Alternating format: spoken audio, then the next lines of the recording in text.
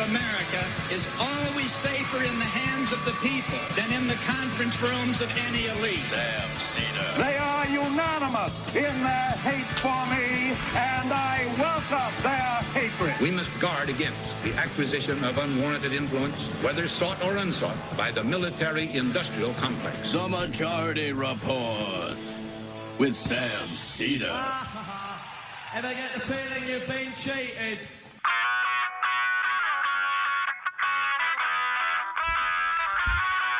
It is Tuesday, March 7th, 2023. My name is Sam Seder. This is the 5-time award-winning Majority Report. We are broadcasting live steps from the industrially ravaged Gowanus Canal in the heartland of America, downtown Brooklyn, USA. On the program today, Biden calls for new taxes kicking in at $400,000 to fund Medicare. Also on the program today, the DOJ to file suit. It will block the JetBlue takeover of Spirit Air. Meanwhile, today in Oklahoma, a vote to legalize weed. Moody's releases a report on the implications of the debt ceiling default. Not rosy. Protests continue at Atlanta's proposed Cop City. In Israel, protests grow to the military. This question of so-called judicial reform. Meanwhile, the UN completes a framework for a major treaty to protect the oceans.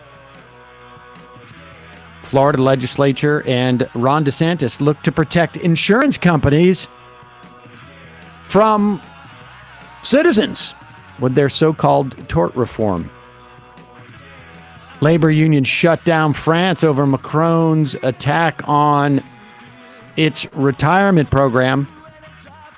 And despite a drop in border crossings, Biden administration considering reviving migrant detentions. The Biden administration on the verge of a decision on the Willow Project, which could generate 2 million cars worth of carbon pollution. All this and more on today's Majority Report. Welcome, everyone. It is Tuesday, March 7th, as I said. Tuesday, Emma, what do we call it? Newsday Tuesday. I also refer to this. Let me widen out here a little bit. This also is my son's birthday. Oh, happy birthday, so this goes Saul. out to Saul. Yeah. Definitely know his name. And he is 10 years old today. Wow. Yeah, it's amazing. People have been listening. You know, I could say this with when Mila's birthday, people who are listening to the original iteration of this program will remember when Mila was born. But for those who have listened only to this program, now in its this iteration, now in its 13th year. I'm going to be celebrating a 13th anniversary in, I don't know, sometime in November or October of this program, of this iteration. We will probably blow right through that. We still, I thought it was April. April 1st is the birthday for the Majority Report, which started on Air America in 2004. So that would be 19. Oh, Jesus. What? 19 years. 19 years. Wow. God, am I old. Can almost drink. Yeah. But the past week and a half has been, or really the past week has been basically Saul saying, asking for an extra dessert or an extra cookie or this and that, because it's the last time he will be in single digits on a specific, on a Tuesday. And celebrating that by asking for a cookie or if he could stay up later or watch a second movie or What's something. his birthday gift kind of that he's been asking for? I got Saul, and he's seen this one already. I got him 2 gifts. One was he wanted a gaming chair. Okay. Now, he doesn't really game. I mean, he has a computer and he plays some very rudimentary games. I won't give him like a console yet or anything like that. I'm trying to keep, I made a mistake with child number 1 in terms of devices. I'm not going to do it again with child number 2. But he wanted a gaming chair, and his desk is in our kitchen. Yeah. Because we don't have, like, he and I sort of share a room. Yeah. So there's not a lot of room in there. And we're roomies, more or less. And now in my kitchen, there is this massive gaming chair that it wasn't like, one of the sort of really hoity-toity, but he loves it because the back goes back. Oh, you can yeah. actually and so he loves that gaming chair. And then I got him something else, which fortunately he doesn't listen to the show, so I can tell. I got him a lockpick set. Oh. With an acrylic lock, so you can actually see what you're doing in there. Is he into some like Oliver Twist kind of stuff right now? He saw Oliver Twist, and so he's constantly pickpocketing me. And but the lock picking thing, it could be a problem because he could end up being a criminal. Yeah. But Or a gamer. Or a gamer. Could be both. All right, let's get into this, folks. We got a lot to cover today. In France, and it's interesting because today the Biden administration unveiled its plan to shore up Medicare, which the trust fund is slated to run out of money essentially in 2028. Now, to be clear, again, people pay into Medicare, and it kicks back a certain amount. The trust fund was established both for Social Security and Medicare in the early 80s with an anticipation that the boomers would be aging into Medicare and Social Security, and there would need to be an sort of expanded fund for them. And because of, primarily because of wealth inequality, those funds are not as robust as was anticipated.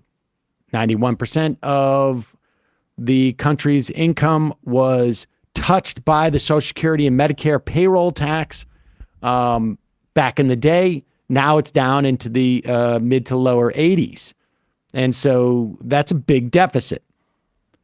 Biden has proposed to shore that up. We'll talk about that in a moment. But and we saw the implications of Biden at the State of the Union in terms of like questioning the Republicans about Social Security. Well, in France, they take their social retirement funds pretty seriously, obviously. And this came up yesterday with Paxton. France spends, its government owns more of the public sector. Of the public sector, or I should say the private sector, or what would be the private sector, than Venezuela, than most countries. Let's put it that way. And so France is a place where they understand that when you evolve, the value, as humans evolve and societies evolve, the value should be returned to the vast majority of people in the form of a better life. And that means we don't work as late into our lives. And their retirement starts at 62. Macron has been hinting at, he wants to raise the retirement age. Well, the unions have basically shut down France for the day. And it's here's been weeks of this too. Here's some footage of that.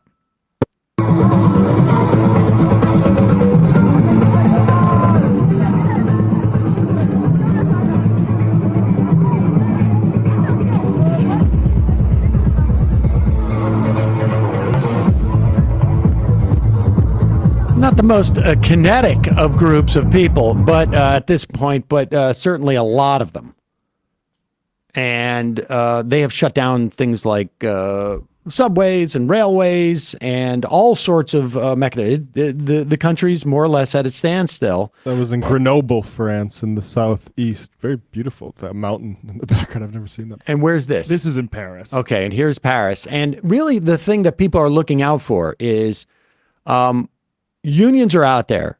How much will there'll be student protests as well, because on some level, France is used to these type of protests, and it's unclear how the Macron government's going to respond. But 81% I saw today, under 35, are against this. That's a staggering.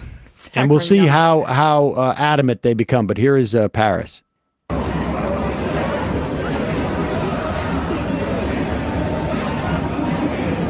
I mean, just as far as the eye can see.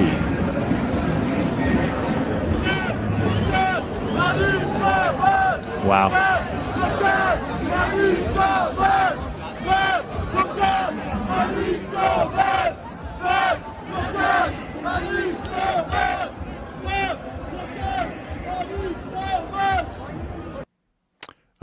So it remains to be seen, but there's a lesson here, folks, that this type of stuff scares these administrations and generally end up, preventing things like essentially turning the clock back on the development of society. Yeah, I feel like Macron was always kind of, even from the onset, looking to do stuff like this, and he'd be a long ways farther along if it wasn't for their culture of resistance. And there's a left in, I know that Mélenchon's party is not obviously in power, but their counter to this was let's lower the retirement age to 60. And I think that is something that the elected, more leftist representatives in the United States could glean from this as well. Lulu Otto on the IM says, why do you think France has a much more active protest culture as compared to the U.S.?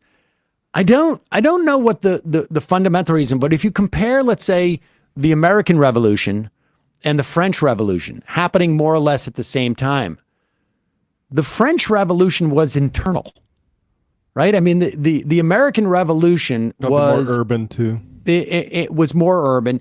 But the American Revolution was really, an attempt to I guess, decolonize themselves as they were colonized. But become the colonizers themselves. Yes. But the relationship between, who they were revolting from was at a distance. Yeah. The French Revolution was in and of itself literally a revolution in terms of the system of government there. Mm-hmm. And I don't, maybe it's just age. I don't know. Yeah, I mean, it goes there's also the 1848 stuff. France literally widened their streets to deal with people barricading them throughout history. So it's a long-standing culture there that's been built up over centuries. And labor militancy, right? I mean, that's what Cole Stangler was talking about when we had him on about this. The labor unions are the muscle behind the protest movement. Yes. And obviously the labor movement's far stronger, really, in most places than in this country.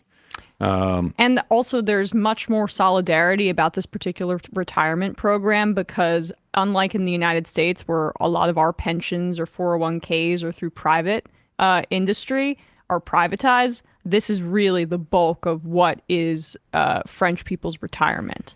And we should say the experiment to introduce the 401k, which came in the 80s, has been a failed experiment by really any measure. Mm-hmm. If the idea with the 401k was to give older Americans a better retirement, and by older Americans, I'm talking the majority of older Americans, 401ks are either not available to a huge cohort of American workers, and then B, woefully underfunded. And the problem is that with this experiment is that we have sort of relied on 401ks to be supplemental as opposed to having it all done through Social Security. And it has left people in their retirements wanting. And when that happens too, it inhibits the ability of younger people to grow their wealth because they're having to take care of their parents more. So that's where we're at. We'll get to this Medicare stuff in just a minute because, and it remains to be seen what the proposal, if there's going to be one in terms of Social Security. There may not in the Biden budget, but we'll see. But they really should, it seems to me, take the offensive on that. Mm-hmm. But first, a couple of words from our sponsors. This was actually funny. Right before the show, I got a phone call from it was like an electronic voice, like, hello, press 1 to check your order. And I press it, and the guy gets on, and I can't quite tell where he was from, but he did not have an American accent, let's put it that way. And he claimed he was from Amazon and wanted to see if I needed to cancel an order that I had, which was a fake order. I didn't order anything from Amazon. And I figured he's faking me out. I'm going to fake him out. And 20 minutes later, he was getting a little agitated. And we videotaped that. We'll put it up. Yeah, I walk into the office and Bradley's standing there with his phone filming Sam on the phone. I'm going, wait, are you saying I ordered airports? Like an entire airport? Anyways, the point is he wanted my banking information. And my name and my address and my banking information because scammers and hackers do this. Now, of course, I gave him John Benjamin's information, and that's for John to deal with. But for me, I'm protected. Both my identity and my online presence is protected. And why? Because I use Aura. What is Aura? Well, they are a sponsor of today's program. And it's an easy-to-use app that includes everything you need to stay safe online. So if you have a friend or a relative who, when they get these type of calls, uses all your information, well, Aura is going to help you. Why? Because it protects you from scammers and hackers. It trolls essentially the dark web, where scammers and hackers trade and sell your information that they have gotten through leaks or phishing projects or whatever it is. Your emails, your passwords, your social security numbers, and it lets you know fast if it finds anything. It also sends takedown notices to those websites that put up your public information, reducing your robocalls and your scam calls. It also gives you near real-time alerts on suspicious credit inquiries. So if someone's trying to set up a credit card in your name or take out a loan, God forbid, in your name, it will let you know. I've had that happen to me, but it was actually me and my daughter setting up an account for her, but it was good to know that they're on top of it. They got a VPN that allows you to stay anonymous online by keeping your browsing history and personal information safe and encrypted.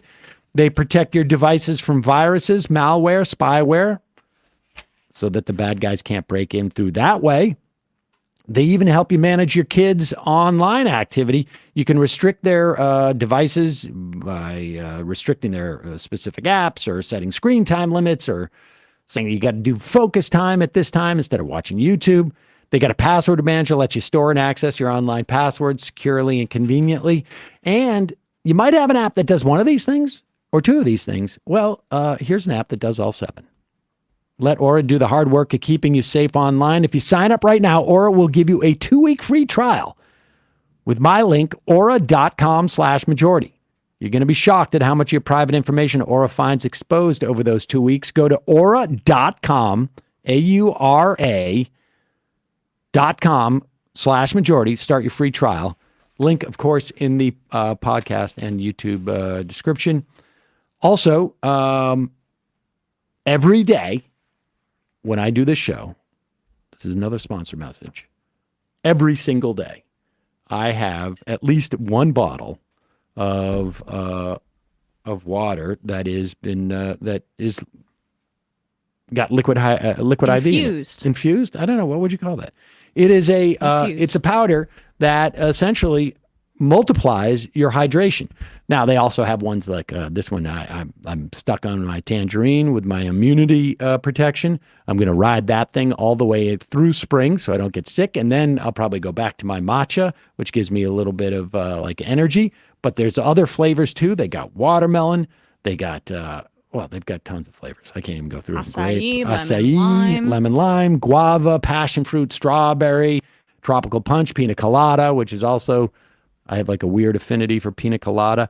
But the point is, in one stick, you get 5 essential vitamins and 2 times faster hydration than water alone.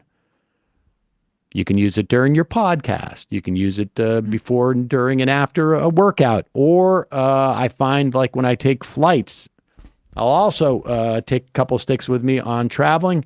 Helps with getting dehydrated on a plane. Helps with jet lag after a long night out. All of it. To date, Liquid IV has donated over 36 million servings in 50 countries around the world to help hydrate people. It's got, like I say, 5 essential vitamins, premium ingredients, 3 times the electrolytes of traditional sports drinks. You can grab your Liquid IV in bulk nationwide at Costco, or you can get 20% off when you go to liquidiv.com. Use the code MajorityRep at checkout. That's 20% off anything you order when you shop Better Hydration today using the promo code MajorityRep, not Majority Report, MajorityRep at liquidiv.com. Check it out. Okay, let's go into Biden's budget release. Not so much of the budget yet, but of this one particular element of it, which is how they're going to be dealing with Medicare. And it is, you can see this press release that we got up. President's budget, extending Medicare solvency by 25 years or more, strengthening Medicare, and lowering healthcare costs. There's 3 major features of this. The biggest one is, which, will extend it at least 25 years. And that would be to increase the Medicare tax rate on people who are earning $400,000 or more. Now, again, we have progressive taxation in this country. And so let me be explicit with this. I mean, I don't really even care if it was raised for people under $400,000, but or applied to the first $400,000, but it's not. If you make more than $400,000, any dollar made above $400,000, there'll be an increase in your taxes by 1.2%. Whoa.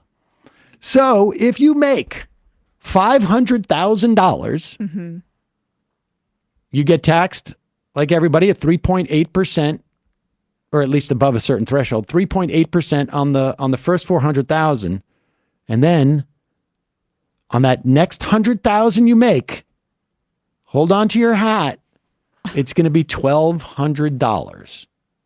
Wow. That's going to hit you hard in the pocket. So you probably create less jobs, You're going to probably go out and create less jobs for like your, there's going to be, I don't know, that sounds like basically a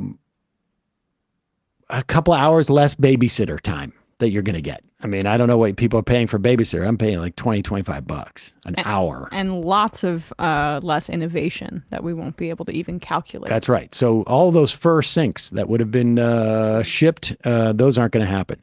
So this is like an incredibly moderate increase to our taxes and won't hit the vast majority of Americans. I don't know. $400,000, I think, puts you in like the top 5 percentile of earners, maybe even higher, or I should say lower.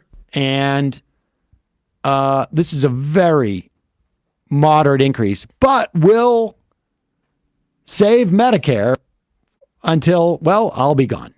2050, at least, they said. Well, I won't necessarily be gone. No, you'll still be. No, I'll still be around. No, I'm lasting until like 2070, I think was my plan. Yeah. But we'll see. That's because that Medicare will be still exactly. kicking in. So that's important. And there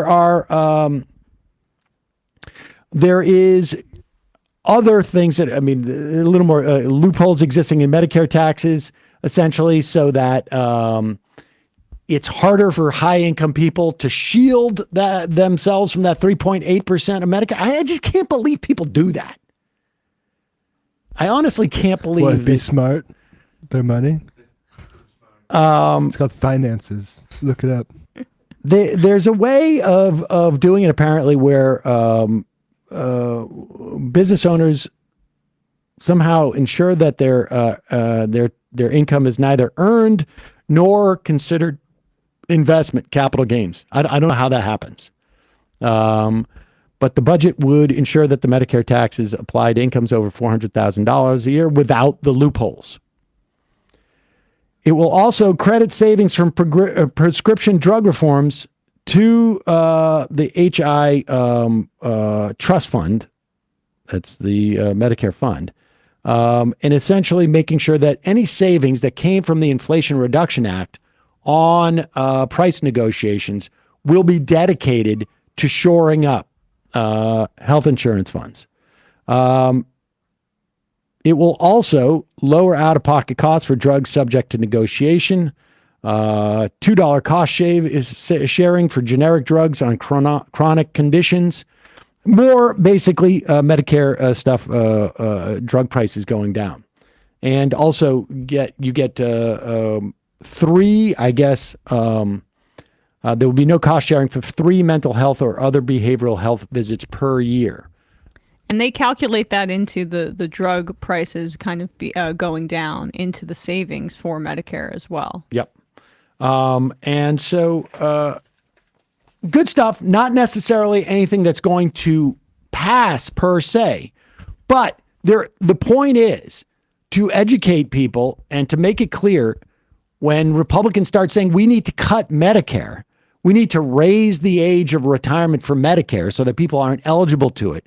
Understand what they're doing is we need to put the onus on individuals and force them to work longer so that they can get health care. And that has the added benefit from the perspective of the capitalist class that you have more old people in the job force. Mm-hmm. That means there's going to be less pressure on wages because there's going to be more people competing for the same amount of jobs. And understand, this makes it clear there is a very easy fix for Medicare. Very easy fix. $1,200 extra if you make $500,000 a year. If you make $600,000 a year, $2,400 extra.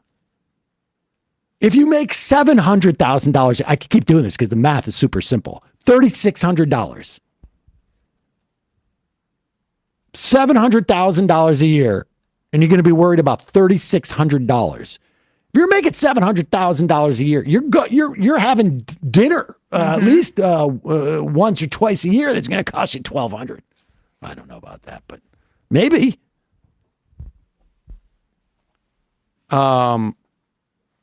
So very reasonable, and understand the implications of these small changes, which seem small, and they are. I mean, let's be clear. They're small. But you're talking about the difference between providing health care for millions upon millions of Americans for 2 or 3 years when they can retire earlier. And how many years do you have left at age 62? If you're making in the bottom 50% of the income distribution, actuarially speaking, not many. And why shouldn't those years be more enjoyable? What's the point of society if you cannot enjoy your life more at the end of your life? Well, for the people pushing against it, it's to make them more money. Exactly. David Dayen has an interesting piece. Again, small bore stuff, but it impacts and it mitigates sort of suffering and difficulty for millions upon people. Millions upon people. And we also have an example of the absolute opposite that you'll talk about in a second, Emma. But 4 major pieces of legislation passed during the Biden administration. Probably no more major legislation. The bipartisan infrastructure law, CHIPS, which was the semiconductor industrial policy stuff. The Inflation Reduction Act, also more essentially industrial policy stuff. You know, all good to some varying degree, some better than others. On balance, good. There was also the $1.9 trillion American Rescue Plan. There was a lot of great stuff in there, stuff that reduced child poverty by upwards like a third to 40%. Stuff that essentially we have let, as a country, expire. And we'll talk more about that in a moment, not the least of which is SNAP. But there was a lot of temporary programs, great programs. Provided free health insurance if you lost your job and would pay for COBRA. Not the most efficient way to provide this. It was done largely because folks like Nancy Pelosi did not want people to get a taste of Medicare, did not want to reduce the Medicare rolls. You could have expanded Medicare. But nevertheless, good things, a lot of which have expired. However, there was a couple of things in there that changed that I doubt we ever even mentioned because it was too wonky and it's not shiny. It's not clear on how it helps, but it's easier to see in retrospect. And David Dayen, of course, also is very smart about this stuff. Yesterday, it announced that North Carolina struck a deal between the Republicans in the House and the legislature, Republican-led legislature, and a Democratic governor to expand Medicaid under the Affordable Care Act. It will cover at least 600,000 people who did not have health insurance. It will cost nothing for the state to do so. It's just that the Republicans hate to expand this. And here is how it was. The ACA basically set up this Medicaid expansion. Federal government pay for 90% of it. State has to pick up 10%. However, North Carolina came together. They decided to raise a tax on hospitals to cover that remaining 10%. The hospitals, it's a wash for because they're already spending $1 billion on uncompensated care for uninsured people. So now they're going to be getting because their fees. state hadn't expanded. Exactly. Yeah. Exactly. So it's a wash for the hospitals. Administratively, it probably saves them money. It probably saves them money. Just like in the same dynamic that Medicare for all would actually save all of us as individuals money, even though our taxes would go up because we're not going to be paying future or current outrageous medical costs. But here's the thing. The American Rescue Plan created an open-ended signing bonus if you got onto the Medicaid rolls. And it's going to mean for North Carolina an extra $1.8 billion. So we basically bribed North Carolina to take Medicaid, to expand their Medicaid rolls. And they took it. Something I can't ever imagine that we mentioned in the American Rescue Plan when it passed. No. An open-ended signing bonus for Medicaid. But you're talking about 600,000 people getting health insurance. It also helps that North Carolina now has a Democratic governor. Without a doubt. But still, I mean, that was one of the final holdouts. What, are there 11 left after North Carolina? There are 11 left. Meanwhile, Oklahoma and Missouri also got signing bonuses, though that they passed their expanded Medicaid through referendum. So it wasn't necessarily that the lawmakers made a active choice, but I imagine that also dampened the push against it. Yeah. In North Carolina, the signing bonus, writes David Dayen, explicitly changed their mind. So that was huge. Hundreds of thousands, if not millions, are going to get health care because of that. Meanwhile, the Eli Lilly dropping of their prices on insulin. A lot of people have been wondering, like, exactly what was that about? The goodness of their hearts. That was one thought. David Dayen writes that this was a function of a provision in the American Rescue Plan that was going to make more robust a penalty if your drugs increased in price at a rate higher than inflation. Now, undoubtedly, Eli Lilly was getting a bad publicity from this. There was a lot of pressure, et cetera, et cetera. Medicaid prevents drug companies from raising list prices above the rate of inflation. Any company that does so must pay Medicaid a rebate, which includes a 23% discount on the of the average manufacturer price and an additional rebate in the event of price spikes. These rebates, writes Dane, can be incredibly large if the price spikes are high. But since 2010, this was under the Affordable Care Act, this rebate has been capped at 100% of the cost of the average purchase price of the medication. So companies wouldn't have essentially had to pay Medicaid whenever their product is used. It basically balances itself out. Starting in 2024, the Medicaid rebates become uncapped. And the biggest loser in that policy change, Eli Lilly. According to a 2019 study from drug pricing analyst Sean Dixon, 38% of the reduced rebate for the entire program due to the cap. In other words, if there was no cap, 40% of what was lost because of that cap was attributable to Lilly's Humalog insulin. Jesus. If the rebate had been uncapped in 2017, Dickens estimate, Lilly's revenues would have fallen $1.7 billion that year. They would have had to pay Medicaid $150 per every vial used. So what did Eli Lilly do? They reduced the price by 70% to get out of the Medicaid penalty. Their price reduction won't happen until the fourth quarter of 2023, just in time for that cap change in 2024. So that's what you're getting right there with the American Rescue Plan. But was that just a continuation, though, of the Affordable Care Act and that kind of rolling It was an add-on, except for there was a cap in the way that they would calculate how much of a rebate you owed. And because the rebate was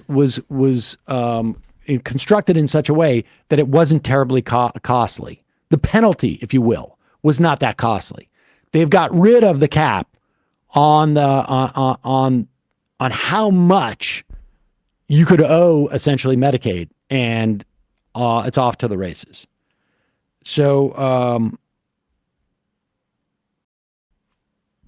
Congress added an inflation rebate for Medicare into the Inflation Reduction Act as well, but it will have a similar effect. Now, drug companies figure out ways of getting around it, but this is out there, and these little tweaks make a big difference. Yeah. You're going to be saving millions upon millions of Americans, hundreds, if not thousands of dollars a year annually. Many people on fixed incomes. And they're going to save money because of these provisions. And if the budget suggestion actually happens of Medicare also being able to negotiate more drug prices as well, that would be beneficial too. Without a doubt. Simultaneously, we mentioned a lot of those provisions from the American Rescue Plan are sunsetting. Yeah, March 1st, SNAP benefits and the expanded SNAP benefits for 32 states, DC, Guam, and elsewhere. And during COVID, those enhanced emergency protections for SNAP, I mean, it's estimated they kept at least 4 million people from falling below the poverty line. And the enhanced benefits helped 31 million Americans.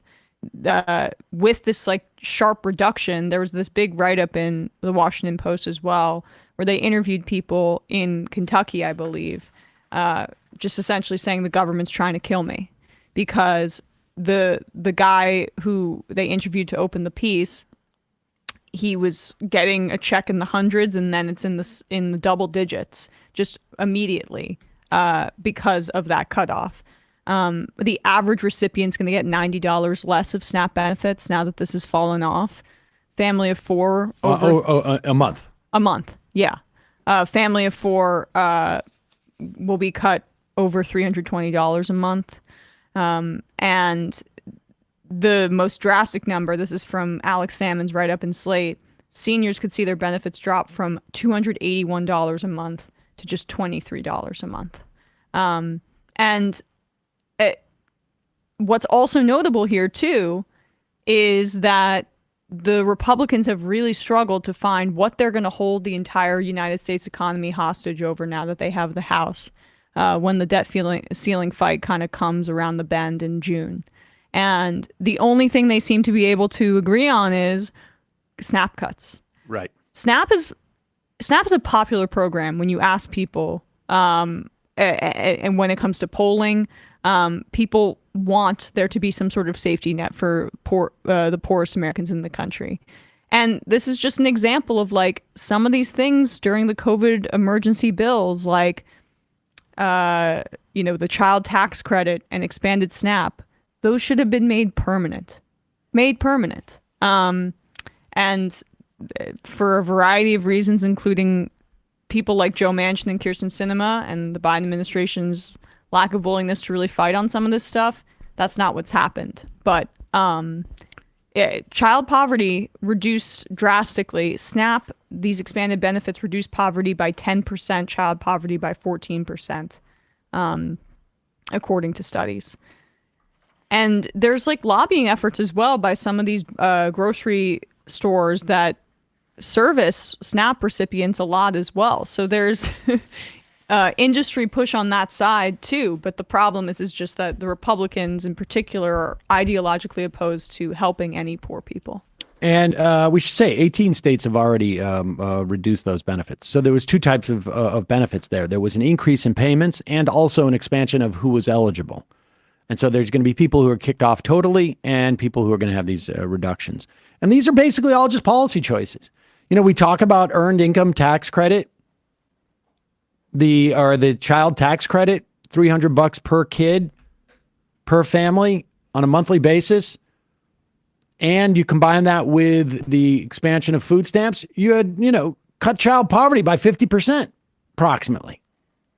And then we just decided as a country, interesting to know that we could do that if we wanted to in the course of a year. Interesting to know that we could do that. Now that we know, whatever. I mean, the total lack of outrage about this is reflected in our media, as reflected by our politicians, as reflected by, most people just don't think about it. Maybe they saw that stat. And then we just decided, whatever. Manchin says that, at least with the child tax credit, the reason he didn't want it to continue is because people would use it for drugs. That was his reasoning behind that. The sense of entitlement. I mean, there is a certain class of power broker in Washington that enjoys a certain level of child poverty or poverty amongst the population for exploitation. That is a fact. It's maintained. It's the whip. It is just... People really need to internalize this. We have proven beyond a shadow of a doubt that we have the ability to reduce child poverty by about 50% over the course of a year. I mean, probably less, 6 to 8 months, 6 months. We did it. Not hard to figure out how you would sort of like double that number. And then just as a society, we decided, understand that these are all policy choices. Period. End of story. They are all policy choices. And it's not even like a this or that type of choice. I don't love the idea that we're sending a ton of money to the military industrial complex. But don't kid yourself. The reason why we're not eradicating child poverty is because we don't care. Or there may be some people who are like, it's like Matt said, it keeps wages down. It keeps wages down. Right. It keeps people, a little bit of hunger keeps them in line. I think that's why the Koch brothers are so, and those sorts of oligarchs have put so much money into like this narrative that we responded to the COVID pandemic with just an authoritarian overreach of the government, because there are certain things like this that we did. And Adam Tooze covers all this stuff too. The intervention in the economy that actually like proved these things that we're talking about, that we can just change this stuff. Everything we talk about too is you start to realize it's all about setting a precedent. They're not fighting against a specific policy per se. They are fighting against the idea that that these things don't have to exist. Mm-hmm. They're fighting against the idea that the American public would realize, like, we're just making a choice. These are all political choices. There is no economy. There is only a political economy. There is no economy that exists in nature. There is only the economy that we decide to make. And they don't want people to understand that. Also, and it's not just like a Koch brothers. Do you have that Nate Silver? Tweet? That was a perfect example. Do you have that tweet? I sent that in the chat. It's the perfect example of how like they deploy and folks like the data guys, how they sort of centrist guys. Yeah. I think Atrios had it actually at one point. Maybe he didn't. I can't remember where. I think I saw it. But the point is, he wrote, there was some guy on Substack, of course, who wrote something to the effect of like, the authority. Yeah. Okay. Yes. And do you have his tweet on that? I'll find the tweet. Yeah. Let's find the tweet, because he is commenting on this piece written in September. Santa Clara churches were still prohibited. This is 2020 from indoor gatherings. Yet by contrast, shopping malls could operate at 50% capacity. By October 14th, when the county churches were allowed the lesser of 100 people or 25% capacity, museums could run at 50%. Stores had no capacity limits on them at all. Much of Santa Clara's restrictions early on were tied to state requirements, which were harsher on churches than stores. Now, Nate Silver, the data guy, is out there saying like, oh, well, this is a clear indication of of the type of person who is writing this. In fact, I think he even says I have it here. There's no epidemiological reason in why this existed. It's sort of stunning in the sense that Nate Silver, here it is. It's kind of crazy and tells you a lot about who was writing the restrictions, right? This is the narrative. Those smug secularists. That churches in some jurisdictions were subject to more restrictions than museums! Exclamation point. Not even attempting to follow any sort of epidemiological principles. What are the statistic odds that Nate Silver has never been into a church and never been into a museum and never been into a shopping mall? Because my experience in all three of those places, and to be fair, I don't go into churches too often, is that when you're in church or in synagogue for that matter, you're sitting in one place. There's usually somebody, if, people like the rabbi or the priest or the pastor, whose shoulder can touch yours in the pew, and you're sitting there for an hour or 2 hours or 2.5 hours. Nobody's moving around. And you know what else they're doing? They're singing. They're singing right in your face. Or they're praying out loud right in your face.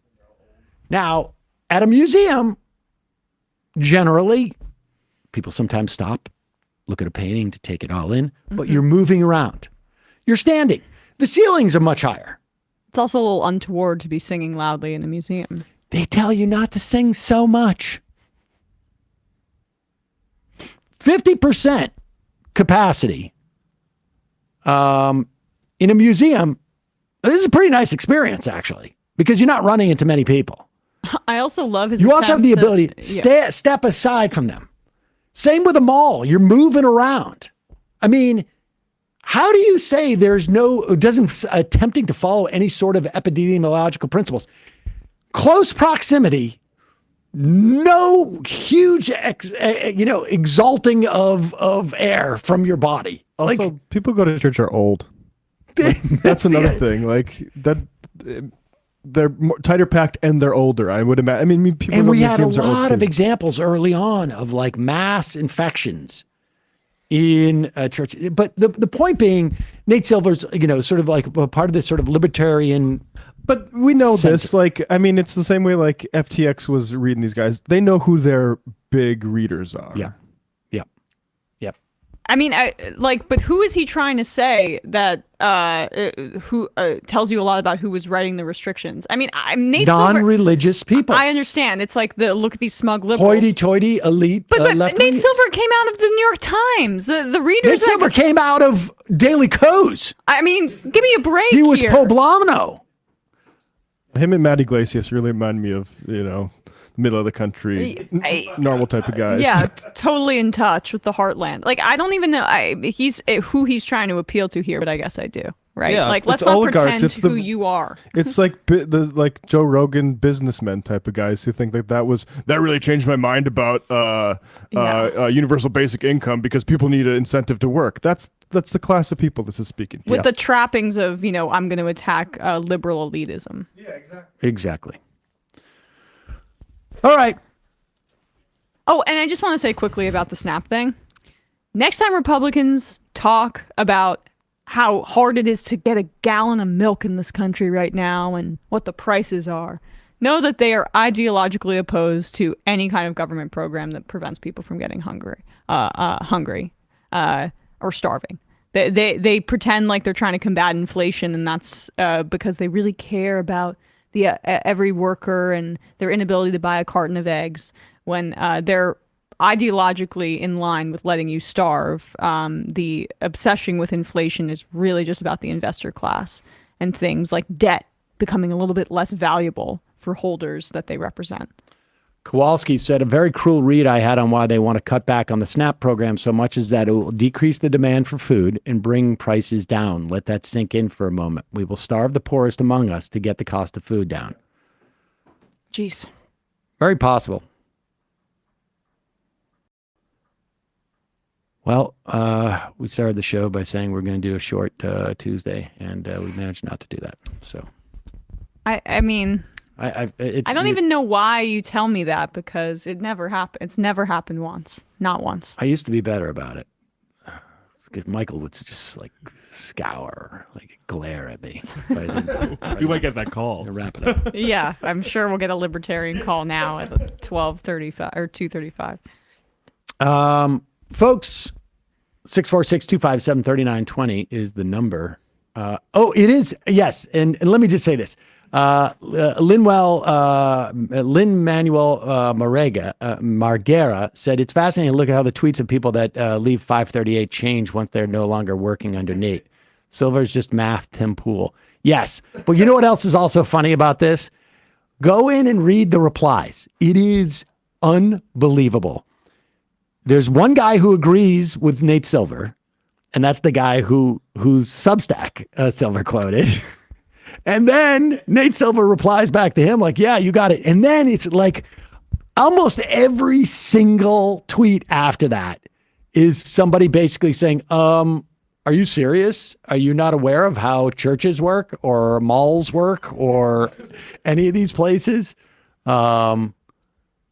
It really is impressive. It really is awesome. All right, folks. Just a reminder, it's yours. With this information, whether or not it's true is not what matters, though it does play a role. Manual drop, nice. There we go. That one required the phone coming out. I thought that was the voice of God, and I was severely disappointed. There's a new app. He's got the drop app. Kanye will be looking at someone that saved the Jews.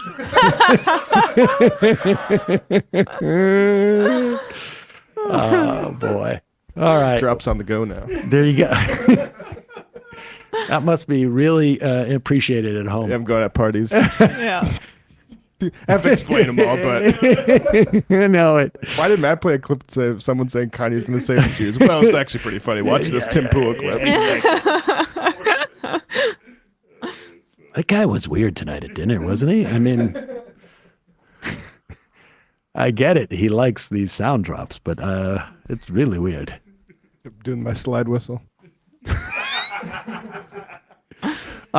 Just a reminder, it is your support that makes this show possible, folks. You can help this show survive and thrive by becoming a member. Go to jointhemajorityreport.com. When you do, you not only get the free show free of commercials, you also get the fun half, and you can IM the show during the fun half with our app at majorityapp.com. The app is free. Your ability to IM us is a member feature. Now, of course, you can get a lot of other things on the app. You should check that out. Check out the links. Support our sponsors like justcoffee.coop, Fairtrade coffee, tea, or chocolate, Full Co-op, employee owned. Support farms in Chiapas and all around the world. Use the coupon code majority, get 10% off. So check that out. And don't forget, don't forget our merch. Shop.majorityreportradio.com. And the AM Quickie, amquickie.com. Get an email summary of the news in your email box every day. Emma, what's happening in the world of sports? Bradley and I spoke about Derek Carr going to New Orleans, the NFL Combine, my skepticism over the supposed point guard quarterback trend, and talked a bit about the Knicks winning 9 straight. NHL trade deadline. The Arizona Coyotes are a money laundering organization pretending to be a professional sports team. So check that out, youtube.com/ESPN show. Matt, Lek Media. Tonight, talking to Thomas Kennedy about the deep state DeSantis and his blogger registration bill and the different other measures he's taken to control the discourse down in Florida, as well as look at Charles Murray's talking about the Sun people and the Ice people again. So we're going to review a article written by Christopher Hitchens in The Nation from 1994 that basically is the last thing that needed to be said about Charles Murray. So patreon.com/left reckoning to access our postgame tonight. See you in the fun half. You are in for it. All right, folks, 646-257-3920. See you in the fun half. Are you ready?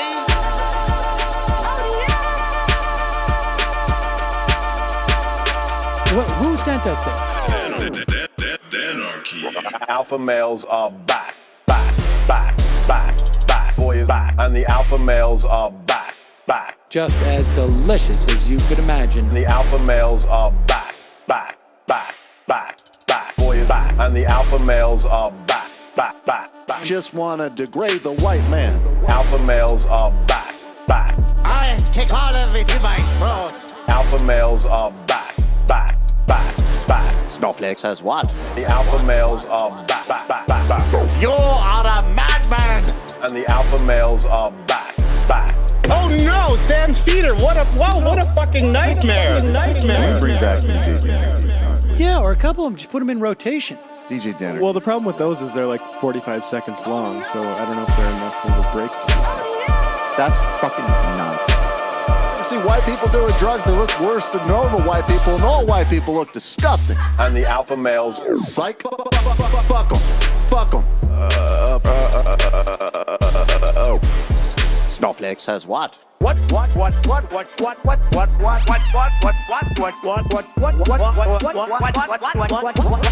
Snowflake says what? A hell of a lot of bank. A hell of a lot of bank. A hell of a lot of bank. Okay, I'm making stupid money. Hell of a lot of bank. A hell of a lot of bank. All lives matter. Have you tried doing an impression on a college campus? I think that there's no reason why reasonable people across the divide can't all agree with this. Psych. And the alpha males are back. And the Africans African, and the alpha males are black, black, black, black, black, black, and the Africans are back, back, back, back. Black, black, black, When you see Donald Trump out there, doesn't a little part of you think that America deserves to be taken over by jihadists? Keeping it 100. Can't knock the hustle. Come on, fuck 'em, fuck 'em. Things I do for the bigger game plan. By the way, it's my birthday.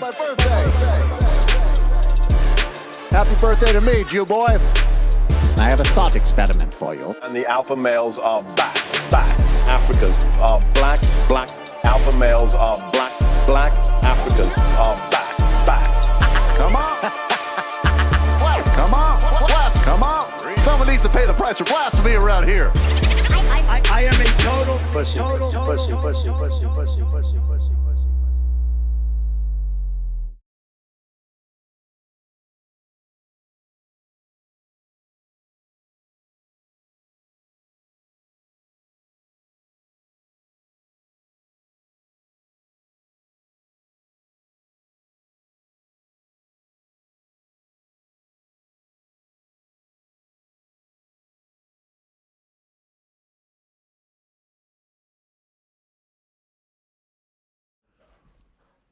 We are back. Sam Seder on the Majority Report. And Emma Vigeland, too. Yeah.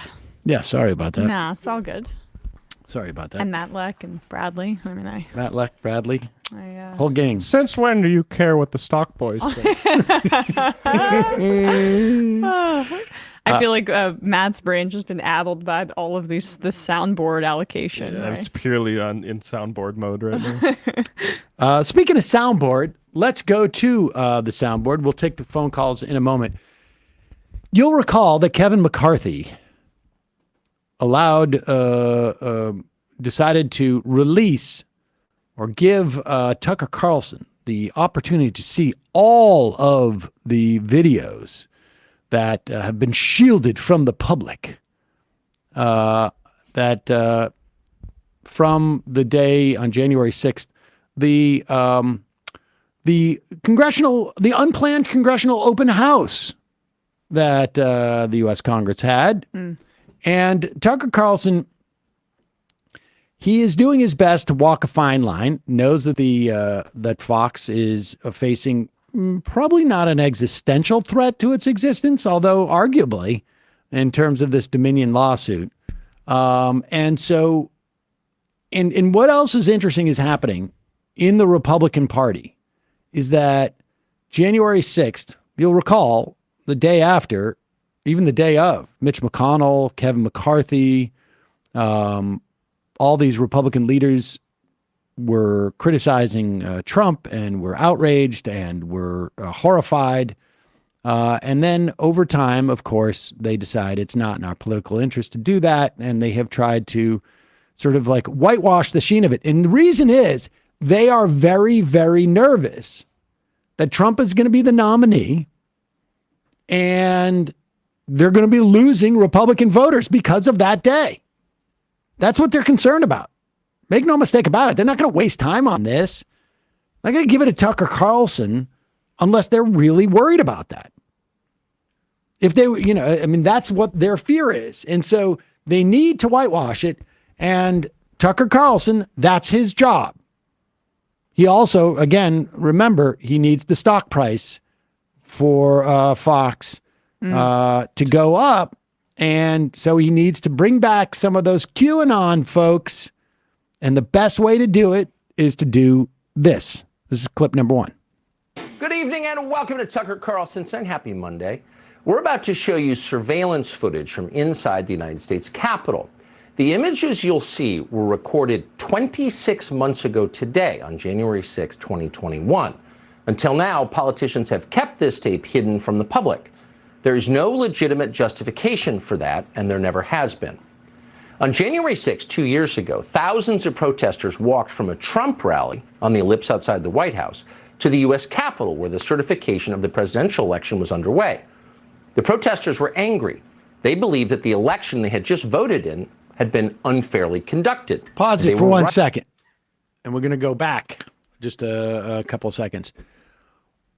Now, what we're seeing in the context of the discovery from this lawsuit is a big part of the reason why they were upset, thinking that the election had been stolen, was aided and abetted by this very Fox News.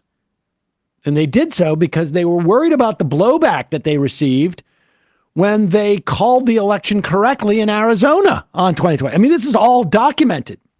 New York Times came out with a story just the other day that has all these quotes. Brett Baer, the other like newsy person there, what's her name? Martha McClellan, was that it? Martha McCallum, yeah. Yeah, they were all like, look, you know, we can do calls based upon statistics and math, but we need another layer to consider.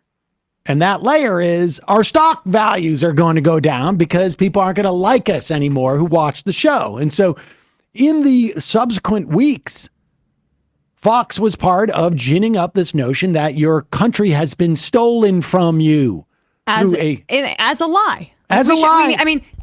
It is a fact now that we know from this Dominion discovery that Tucker Carlson knew this was a lie. It was, yeah. He knew it was a lie. Propaganda. I mean, and so like this is one, his Fox viewers, they're in that bubble that you talk about, right? So they're probably not reading this. They might just say it's fake news. But if there's anybody on the margins, this is a bit of a CYA moment for him too. Yep. And the way he's CYAing it is he's going to say that they were justified in believing it was stolen, but not explain why. Because if he did, it would probably be used in their lawsuit like they still haven't learned their lesson. They had just voted in had been unfairly conducted. And they were right. In retrospect, it is clear the 2020 election was a grave betrayal of American democracy. Given the facts that have since emerged about that election, no honest person can deny it. Pause it.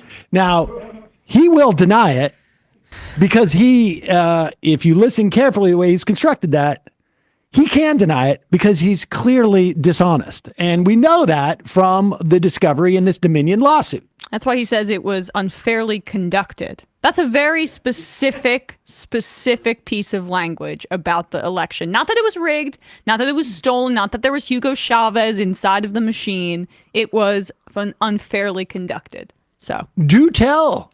But he can't because he's got a lot. Yeah, exactly. Because then he'll get in the tree. Blake Masters was in the primary. Exactly. All right, let that run out, and then we'll go to the next one. This person can deny it. Yet the beneficiaries of that election continue to lie about what is now obvious. Okay. Yeah. So then he goes on to show this exculpatory video. Remember now, Tucker Carlson has access to all of the videos now. So what he's going to show you, and this is on the 2-year anniversary of January 6th. So this is the night where everybody's tuning in to see this stuff. He's going to show you the most exculpatory stuff. And it's actually going to be footage of people not rampaging. He's going to show you the rampaging stuff, but then he's going to say, like, there's also not rampaging.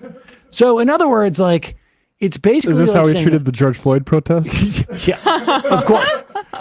But this is also like saying, like, you know, everybody spends time thinking about the time where that person's bludgeoning the other person, but they never think about what's happening the other 23 hours of the day. Like, that's what this is about, right? Like. Yeah.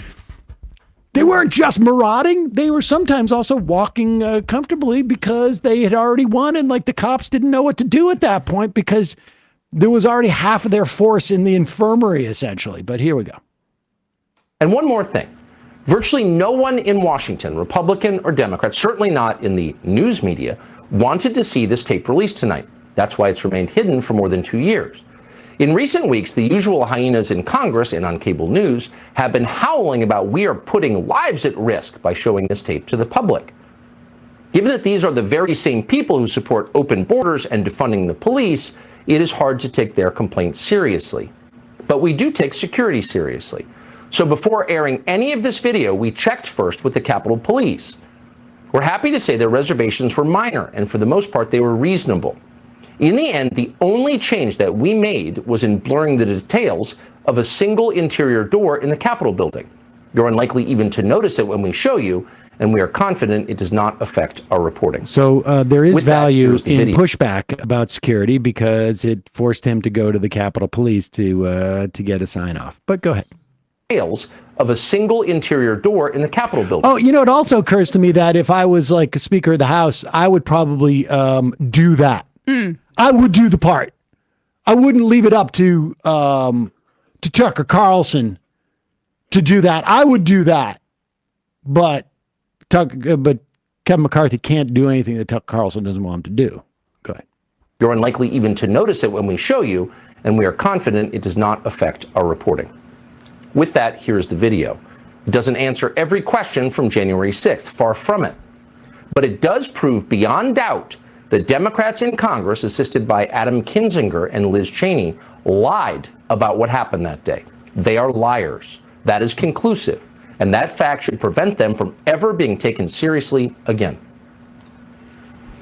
We're going to begin tonight with footage that shows you what was actually happening inside the Capitol.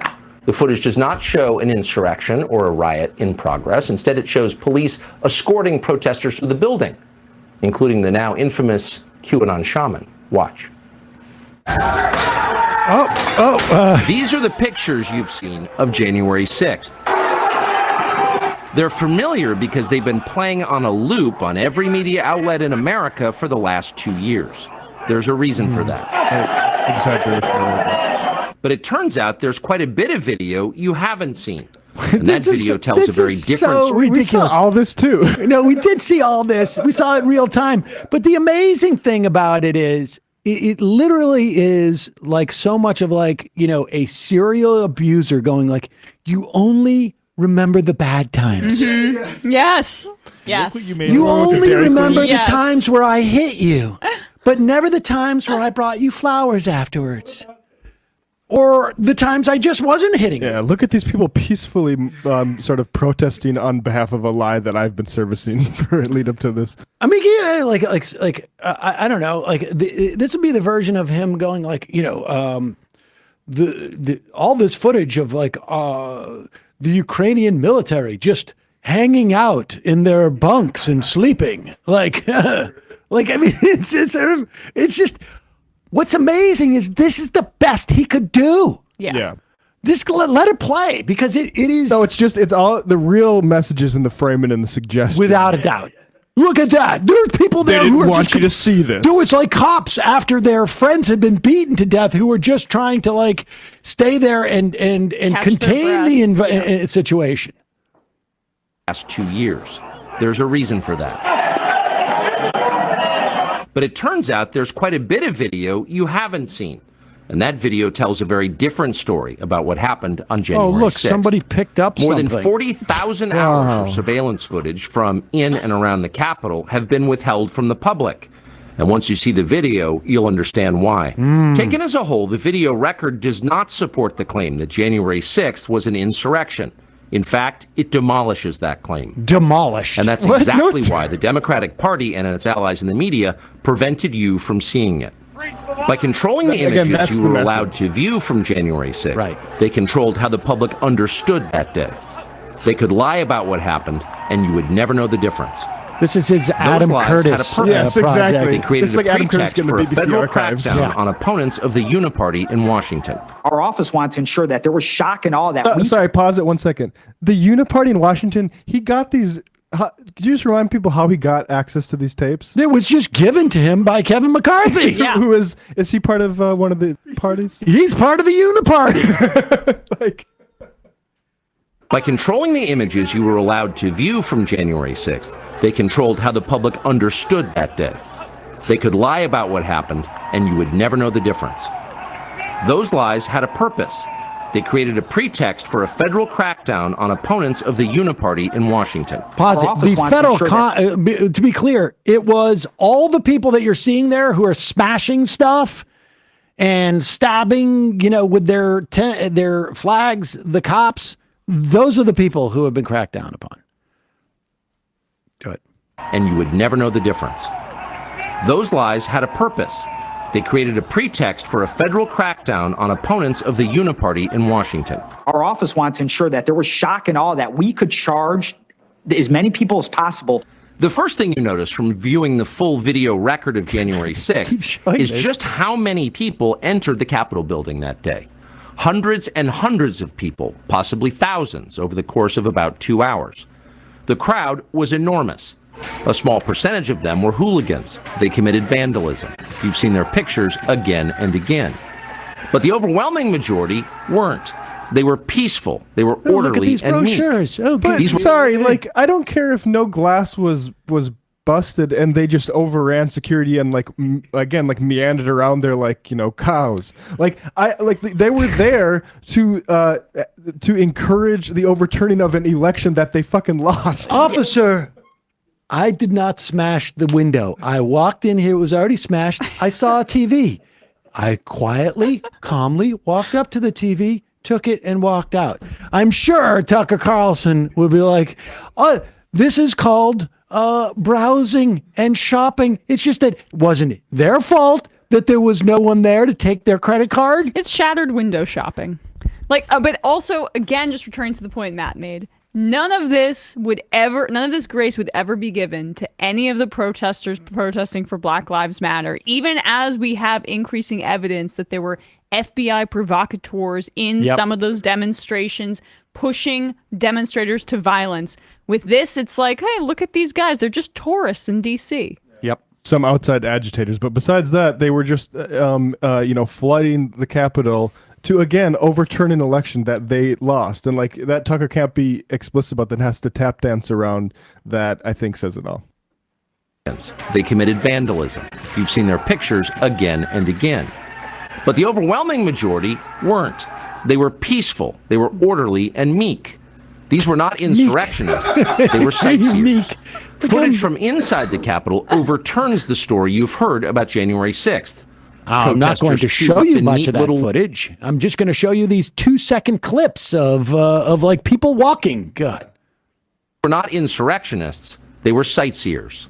Footage from inside the Capitol overturns the story you've heard about January 6th. Protesters queue up in neat little lines.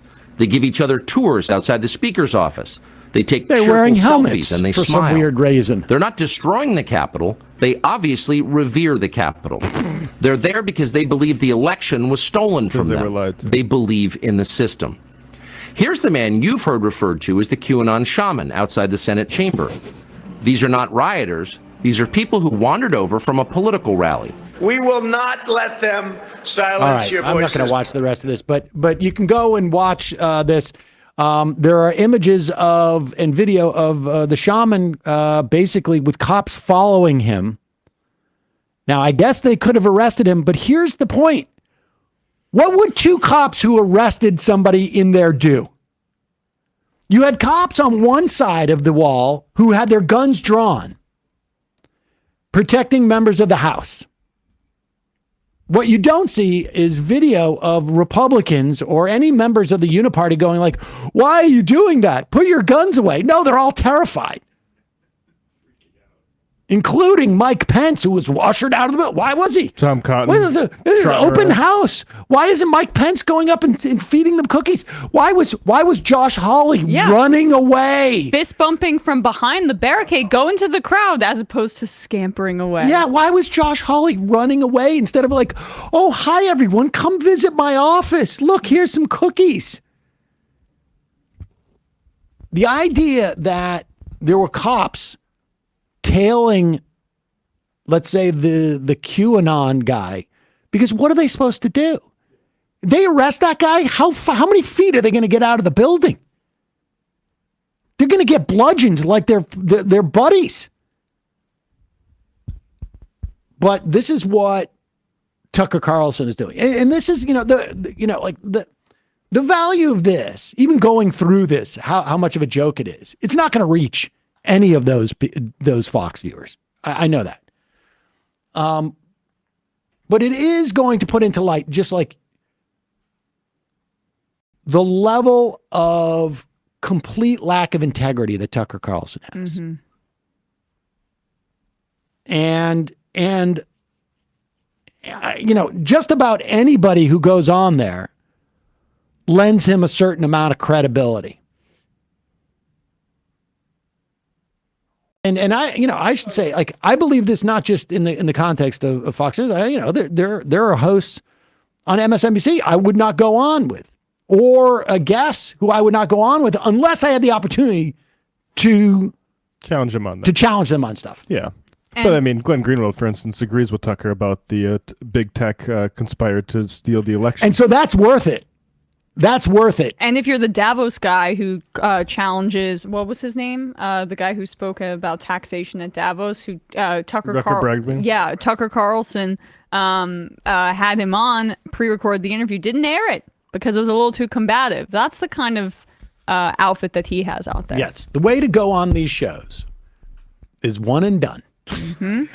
That's it. While we're at it, let's do this Rusty Rockets guy.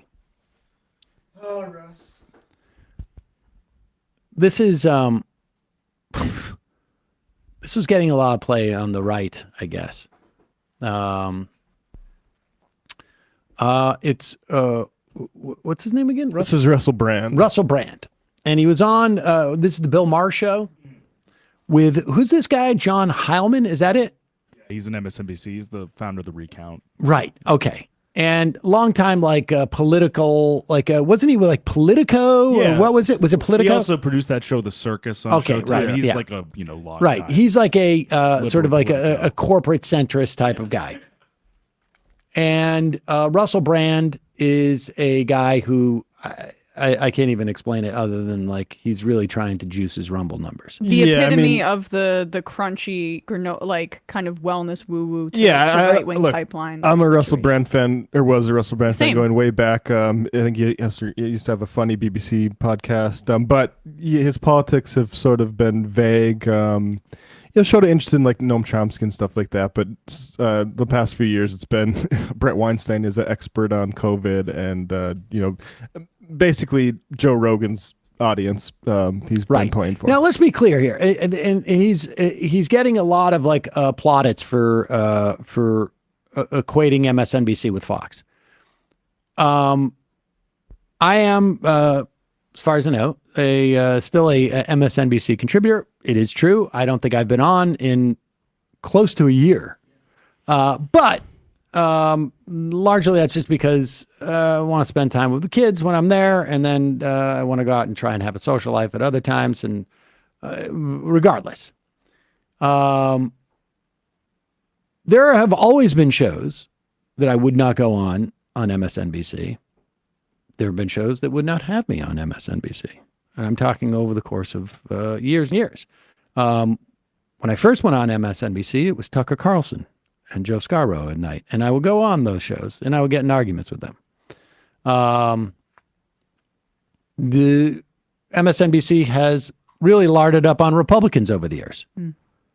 I am not, I have no say over that. I am not terribly happy about it. I will not go on a show with someone like Bill Kristol. There was one time I was booked with him. I didn't know he was on it. He showed up. There was joviality. And I said, that's the last time that happens. You can bring me on. I'll argue with him, but I won't do it again. To make an equivalence between particularly poorly chosen day to go and make this defense of any other type of Fox News. But to make an equivalence between MSNBC and Fox News, MSNBC, quite clear, former Republicans, we can see what their ideology is. There's no doubt a lot of people on all these things are completely careerist.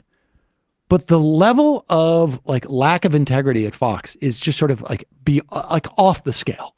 It is irresponsible to conflate the two.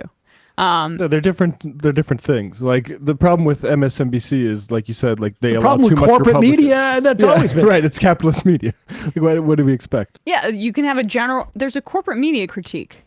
Then there's the Fox critique. It's a political party. But here is Russell Brand having his moment.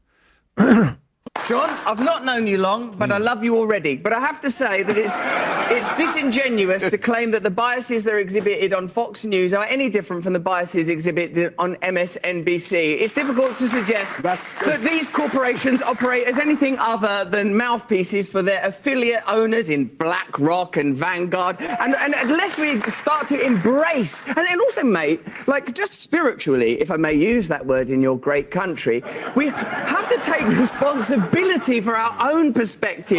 I've been on that MSNBC, mate. It was propagandist nutcrackery on there. I went on a show called Morning Joe. It was absurd the way they carried on. Good Morning Joe. I don't know what it was. It wasn't morning. There was no one called Joe there. No one could concentrate. They didn't understand the basic tenets of journalism. No one was willing to stick up for genuine American heroes like Edward Snowden. No one was willing to talk about Julian Assange and what he's suffered trying to bring real journalism to the American people. And I think to sit within the castle of MSNBC throwing rocks at Fox News is ludicrous. My friend, make MSNBC better. Make MSNBC great again. My friend, I would. The moment fight them on a territory you can win on, Joe. Russell, darling, the moment that you give me a specific example. An actual example. Okay, I'll give you one. Just wait. Just we need a specific example. Let me tell you what the specific I'd like to hear. I'd like to hear a specific example, a provable specific example of an MSNBC correspondent or anchor being on television saying something they knew was false, and we're saying behind the scenes to people, I'm about to go out, and we know that the election wasn't stolen or something equivalent. Example. But I will go out on television and say the opposite. I will lie. When's my answer? Just give me the specific example. I understand the basic point. Give me a specific example. All right. I'm with you. I think it's a false equivalency, Russell. It's not. That's your own bias. It's not about bias. It's a false equivalency because you don't actually know anything about any of these organizations you're talking about. Even on MSNBC once. Big fucking deal. My darling, it was more than enough. You can't come up with such a carry. You don't have a single actual fact. Do you want an example? Do you want an example? Yes. The ludicrous, outrageous criticisms of Joe Rogan around ivermectin, deliberately referring to it as a medicine when they know it's an effective medicine. Rachel Maddow turning up on the TV saying, if you take this vaccine, you're not going to get it when it hadn't been clinically trialed for transmission. You have to listen. Do you think you can improve America by determining... All right, well, that's okay. If you're two examples, and I think like that was back... Like I say, I haven't been on at least a year. And I went on to say, and I don't know if it was about ivermectin, that Spotify had some responsibility for the misinformation that Joe Rogan was putting out. And I didn't say it was horse paste, even though it is horse paste. It has other applications. But the point is, it doesn't have an application in the context of COVID. When Rachel Maddow said that the vaccine inhibits transmission, A, it did. B, it was during the wild type. And C, it was to the best of what science was at that time. But all those three things, they play her video, and I am no defendant of hers. I have never been on her program. It is not a coincidence by any stretch. But the fact is, they've dined on this for years, and they are taking that one statement, which at the time was true. It did inhibit the transmission of. I can't remember how definitive she was entirely, but well, she was probably more definitive than it should have been, right? But you could have said it has 70%, cuts down your transmission rates by 70%, as opposed to saying it will cut down the transmission. Yeah. And that's the conflation too of the difference between a evolution of scientific thought as new information comes in about a novel virus and a purposeful disinformation campaign waged on the daily basis by a corporation where we have internal documents and text messages from their top hosts showing that they know that they are lying on air. And then, I mean, he's right in the way that he's combating Russell here. What's so amazing is that these are the two, those are the same clips that you have seen over and over and over again on that, like sort of like the group of anti-establishment, really no ideology to back up any of that. Yeah. There's no there's nothing other than being mad at dad. Media branding. Yeah. But that's it, Matt. It is a personal branding exercise in the same way that they pretend like the rest of corporate media is doing it. I mean, or they accuse them of it. This is just more like, come to us because we're the true truth tellers. And the way that you widen your net as much as possible to get a certain kind of audience is to say that it's the same on both sides. Yep. And usually then you build an audience based on anti-vax misinformation, that begins to trend more right-wing. The flattening of that dynamic between Fox News and what they do and the rest of corporate media is a way to serve yourself, and it's a lie. I mean, it's not like sexy to say that the Democrats are a little bit better than the Republicans too, right? And that you should be voting Democrat, even if they're a little cringy and it's a part of like an overall strategy for voting, because it doesn't appeal to people's visceral emotional reaction to Big Daddy. This is the same kind of thing. And eventually this kind of thought leans right wing. We saw it with Jimmy Dore. Republicans and Democrats are saying the same thing. Like, whatever Russell's doing here, he's taken photos with Don Jr. already. Like this is a right wing line of thought, and this kind of thinking is a right wing pipeline. There's a faux Chomsky sort of analysis going on here, where it's like, oh yeah, these are all the same sort of thing. Well, like either like one of them is just partisan. Like who are the Democrats that Fox News, even like Manchin, like I guess occasionally maybe they'll have Joe Manchin on something like that, but like. They're entirely different sort of like. I mean, I guess you could just ask Chomsky. Like maybe, well, but here's the difference. What you're doing is not just sort of saying they're all bad. What you're doing is you are undermining the critique that they are corporately controlled and push an agenda of the corporate class. Mm-hmm. You're undermining that by making the equivalence with Fox News, because Fox News is not only doing that.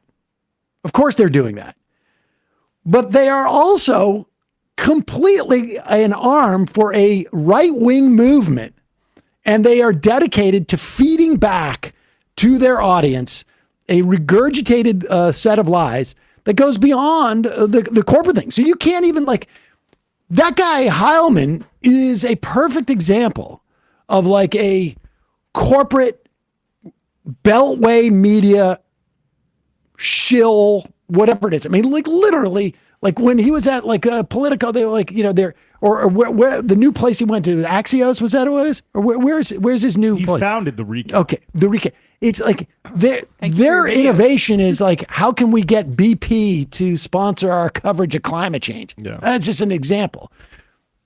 You lose that critique.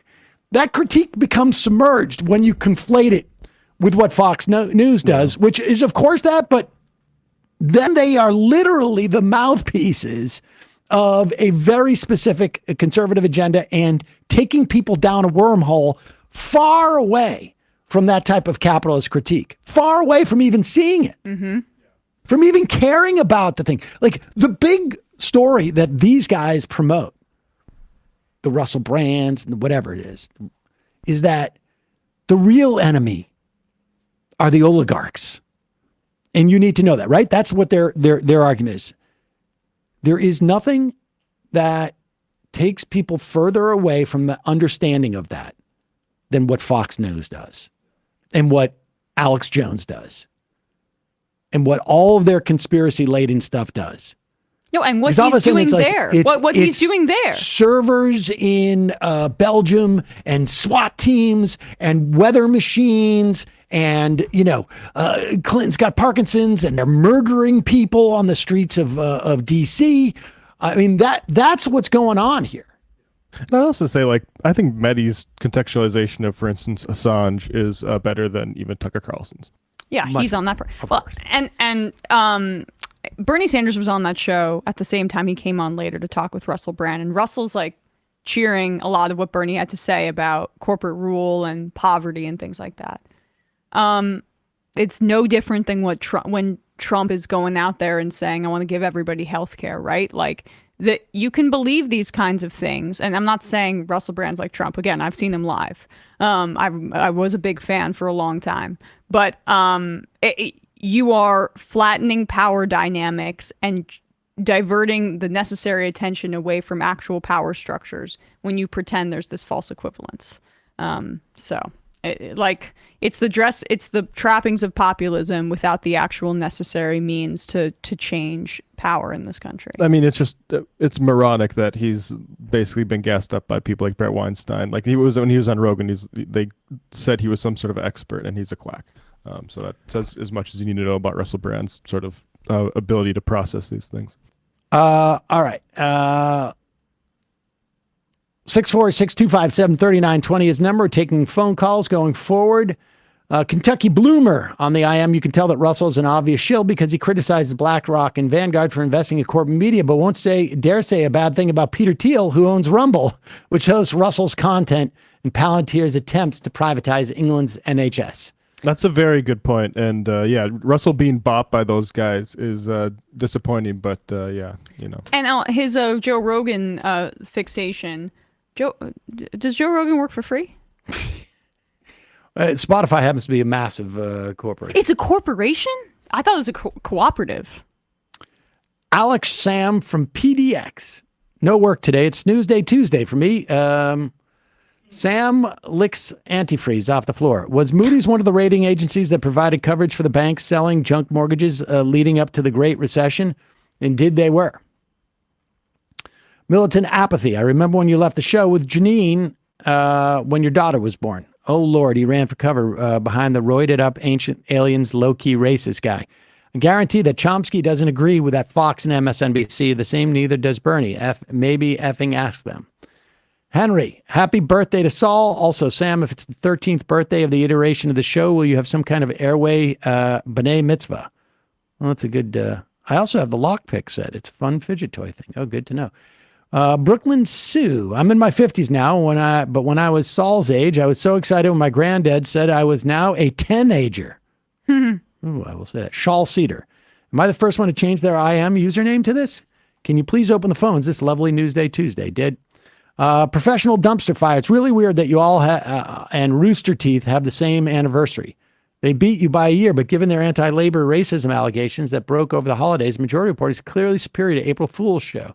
Unless Sam starts cracking down on MR workers. Who's Rooster Teeth? Never heard of that. Liquid IV has been amazing for me after doing an insanity workout. Apple cideritis. Sam and Saul share a room. Maybe a member drive is in order. Custodial artist. We have a 3/4 wall in there, but yeah, it's not optimal. Custodial artist. Hey, I'm our crew. I have a message from Sigil from Nigeria. Could you please cover the Nigerian election that happened the 25th of February? The Independent National Electoral Committee has decided Tinubu the winner despite massive election irregularities, voter intimidation, assaults. Peter Obi of the Labour Party, who has mobilized, is taking issue to court, saying their mandate was stolen. I've emailed you guys with contact, someone you can talk to. You can also contact Dele Farotimi, a Labour Party executive, a leader, to give more historical perspective. We will look into that. All right. Build Back Bitter. As a fun uncle, I have to give your major credit for giving the lock picking set for Saul's birthday. Perfect blend of learning and chaos. Shout out to fellow Snap users. They want us to feel shame and strip our benefits, but always remember they're the a-holes. Yep. And the Lord said, the meek shall inherit the capital. Let's go to the phones. Calling from a 302 area code. Who's this? Where are you calling from? 302. Hey. 302. Oh, hey guys, what's going on? This is Jack from Maryland. Jack from Maryland. What's on your mind?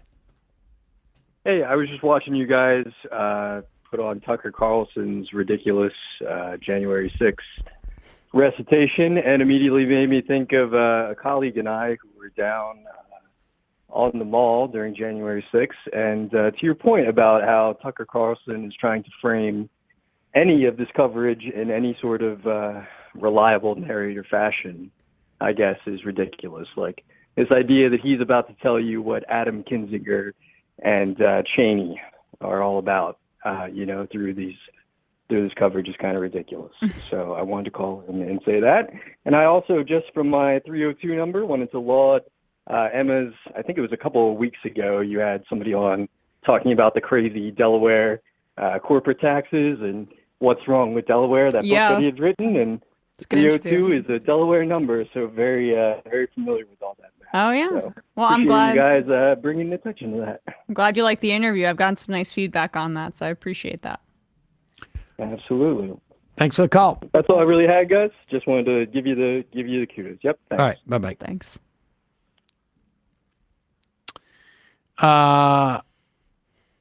Calling from a 44 area code. That must be England. Who's this? Where are you calling from? I can hear you, kids in Northern Ireland. Not well at all. Not really, no. Sorry, is that better? Not too much better. Oh, no. Maybe it's the Wi-Fi. Can you hear me okay now? Try one more time. Try one more You time. got a There's quick a lot point, of maybe? static. What's the make a quick point? Sorry, yeah, I was just going to say that Russell Brand in 2015 urged people not to vote either for Labour or the Tories, saying that it didn't matter, and subsequent to that, Ed Miliband, the party leader, met with him, and he changed his mind. The guy's always both sides equivalence, and it's been a long time coming, this sort of crap from him. So I would encourage people not to take him too seriously. Yeah, he just plays to the room. I think that whole point with Miliband was revealing. Like he sort of gravitates towards this apolitical, like all sides are the same, it doesn't matter, man, which is like a real tendency that like I think people like Jimmy Dore and stuff speak to. But like I do think like genuinely like he's a guy who like I guess what they call it signed on in the UK. Like he was beneficiary of welfare policies, wasn't rich growing up as far as I understand. So he like does have like some like he'll side with Corbyn and Sanders, right? Like that is genuinely where his like certain class sympathies lie. But he's in this he's in this sort of podcast world, an audience world where it's playing to his worst sort of impulses. Appreciate the call. And I will also add that, one of the things that you don't have to do if you're convinced that both sides are exactly the same and they're all bad, you don't have to do shit. You don't have to read. You don't have to think about this stuff. It is completely knee-jerk. It is completely knee-jerk. You can sit there and say, a statistic, 50,000 people die a year because they don't have health insurance. But you also then have the ability to completely ignore the fact that like 600,000 more people just got health insurance because of a tiny little provision that we never even really contemplated in the American Rescue Act. Like, both those things, you can sort of like ignore one of them because you don't really care. At the end of the day, you don't really care. And if you want to make an accelerationist argument based upon some type of like revolutionary principles that you have, make it explicit. How many people have to die to convince people that people shouldn't die? And also cite some examples as to why you think that's going to work. The accelerationist argument was why Donald Trump was going to be so helpful for everybody. And you can go back to the debate that I did with Jimmy Dore at that time, only because that's but I was making this argument throughout that entire summer. I've been through this before. I've been through it after Reagan. I've been through it after Bush. And if the best you're getting after two terms of George W. Bush was Barack Obama, you weren't going to get much better after Donald Trump. Biden was like marginally better than I thought it would be, frankly. But I think it would be garbage. And it just doesn't work that way. Or I haven't, let me put it this way. All the evidence I've seen is it works the other way. Mm-hmm. Calling from a country code 23, is that possible? Hello? Hello, who's this? Where are you calling from? Oh, wow. You got to get on the phone, though. Yeah, you're off the phone. Oh, sorry. Can you hear me now? Yeah, talk close to the phone. Okay. Hi, sorry. This is Sigil from Nigeria. Oh, hi, what's your first name? Sigil? Oh, Sigil. Oh, we just got an IM from you. Yeah, I just I just saw that now. Yeah, I asked someone who was a member on the Discord. So, yeah, thanks. Of course. Thanks for reading calling that. in. What's on your mind? Like they said, the Nigerian election just happened, and you guys have your own election deniers there, but the election deniers here are actually justified because there was some like clear misconduct in terms of INEC and in terms of, you know, every like political body. Like what's been happening here is that basically on the day of the election, the 25th of February, people were beaten at tolls. They had their ballots literally stolen and thrown in the gutter. There was massive voter intimidation. If you were seen seen as a person from the wrong ethnic group or perceived to be voting for the wrong person, you were basically beaten or threatened by thugs or even the army, the police.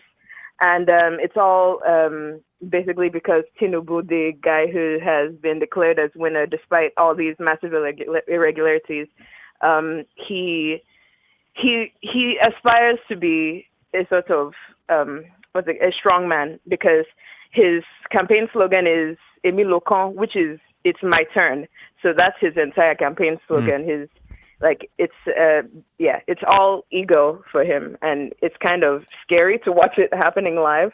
Like a lot of young Nigerians aren't used to this kind of chaos because things have been quiet for a while. But because of the protests that happened, NSARS, which was an anti-police brutality protest that happened in 2020, they were massively mobilized. So they came out in huge numbers, and now all their hopes are almost crushed. There's still a governorship election this Saturday, and hopefully people turn out for that despite all the things wrong that have been going on. But yeah, you can talk to, I've sent an email basically about who you can talk to, and sent their contact as well. Leila Johnson, she has a YouTube show where she talks about Nigerian history and basically the lead up to this moment. So she'll catch you up and talk to you about everything you need to want to know. And yeah. Great. Well, thank you, Sigil. Appreciate the call. We'll look into that. Yeah. Thanks so much for picking up. Bye-bye. All right. Bye. Well, let's talk about election deniers in this country. You got that name, Bradley? Okay. Carrie Lake, apparently a story out, considered one of the top 4 females that Donald Trump is contemplating for vice president. Oh, yeah. She met the threshold of an 8 or above. I mean, how many women do you think he's actually contemplating? She's top 4. Carrie Lake also goes when names mean something, like Carrie Water, nominative determinism, she's carrying a whole lake. I don't know. Sorry. I will say I'm going to make this. She'll carry a I'm going lake to make for this Donald Trump. very bold statement. Carrie Lake will not be Donald Trump's running mate in 2024. I think he's considering Christine Elmer. No, baby. Oh yeah, I would imagine. That's I would imagine. I'm contemplating her. Also a little more camera ready, if you know. But apparently, Carrie Lake has been put him on visited. Rushmore. Carrie Lake has been visited by someone. She has told Charlie Kirk. Now, remember, Charlie Kirk has a very big investment in making it seem that Carrie Lake was completely cheated out of the Arizona governorship. Why? Because his group, Talking Points USA, invested heavily in bringing out the youth vote in the Arizona gubernatorial race. And it was the site of one of the biggest slaughter for youth vote for the Republicans in the country. In fact, we had the worst sort of ratio. Like youth, I think, went like 70-30 voted against Kari Lake in Arizona. That was the highest record. And we had a lot of good youth turnout, actually. So Charlie Kirk has to lean into this because if he's got to. It's mutually assured destruction. Right. And but here is Kari Lake with a story that may just blow your mind. And conversation went on, and as I finally moved this person kind of out of my house and said, I've got things to do, no thank you, it moved into, well, what do you want to make this happen? We want you out. There's some powerful people back east who really want you out. They know that I will win in a primary, and I'll frankly win in the general election as well. And they're very concerned. They want to put out their typical candidates. And so the conversation turned to what would it be? What would your price be? What's your price? Well, my price is I want our elections to be run smoothly, and I want to be in the governor's office where I belong. And I said, there is no price. There's no price that you could pay to make me go away or the people of Arizona go away. We're going to continue to fight. So I wouldn't take 100. I wouldn't take $1 million. I wouldn't take 10 million. I wouldn't take 100 million. That's how important this fight is that we're in right now, Charlie, to save our country. Now, she wasn't necessarily offered 100 million. But if she was, She'd just say no. trust her, she would turn it down. Now, you'll notice, Charlie, I didn't say 105 million. Yeah. What's interesting is that this is the Republican Party realizing that she is a liability and they don't want her to run again. And I even wonder if like the story about her being fourth on Donald Trump's pick is like somebody getting out there saying like, maybe we can take her off the board in some way. So she will be less. I mean, this is what they want from her.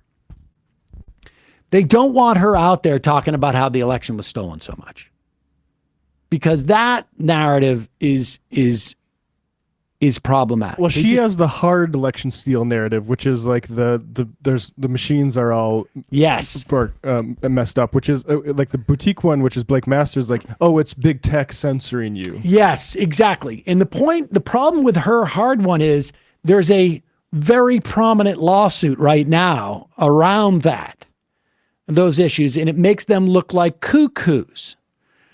And I think they're hoping that if they say you're in the running to be the VP, choose your words wisely, that she will self-censor. And it won't even take $100 million. She won't even take $100 million. So somebody came to her house? Is that what she's saying? Yes, like that's the implication. But she's still, even in this recounting of the story, saying basically like, I am governor. Essentially, I belong in the governor's. Oh, she's governor. It's like it's not even that the election was stolen from me. It's like I'm essentially a shadow governor. I mean, it might be hard for her to run for VP and still be governor, but you know, right? That might be an issue. Women can do anything these days. So Marianne Williamson has she officially declared that she did officially declare, has declared that she's going to be running in the presidential primary. They were asked at the White House if people were upset. I know this is sort of a dumb question to me, but they don't care. They don't care. They asked the White House, were you upset that Marianne Williamson announced before Joe Biden announced, which I don't think this is the best use of the White House's cachet at the time. But here's their response. Is the president annoyed, frustrated with Marianne Williamson for jumping in the race ahead of him? Did he want a clear field to run against the Republican nominee in 2024? Just not tracking that. I mean, if I had a what is it called? A little a little globe here, crystal ball that I can tell you, but I imagine 8-ball, whatever. If I could feel her aura, I just don't have anything. I just don't have anything to share on that. You shared something. Jeez, who's? Oh gosh, you guys are making me laugh now. Yeah, smug and needless. I mean, completely needless.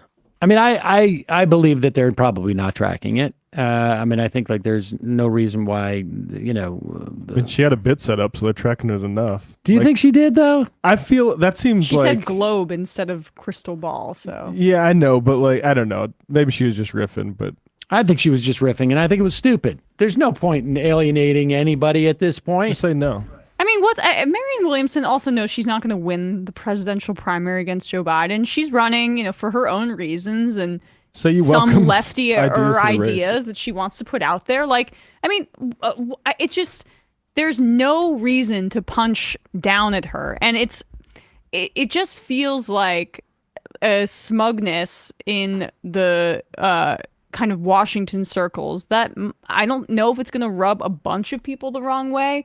But it's going to rub some people the wrong way. It's Yes. more indicative of their mindset than anything. And you would think after 2016 that they would have learned about like, and I don't think that Marianne Williamson is going to do nearly as well as Bernie did in 2016, but certainly Bernie did significantly better than any of them thought he would at that time.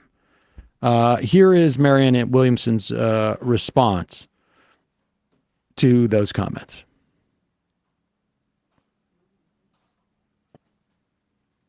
I love her wall color.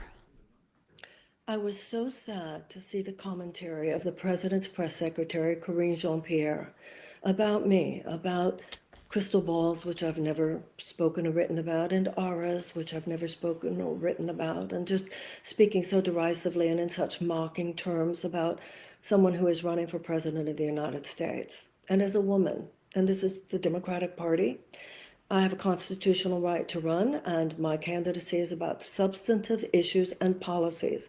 I have made it clear in interview after interview that the president is a nice man and that I have no interest in taking personal pot shots. But apparently the White House, or at least as expressed by Karine, doesn't share my commitment to the high ground.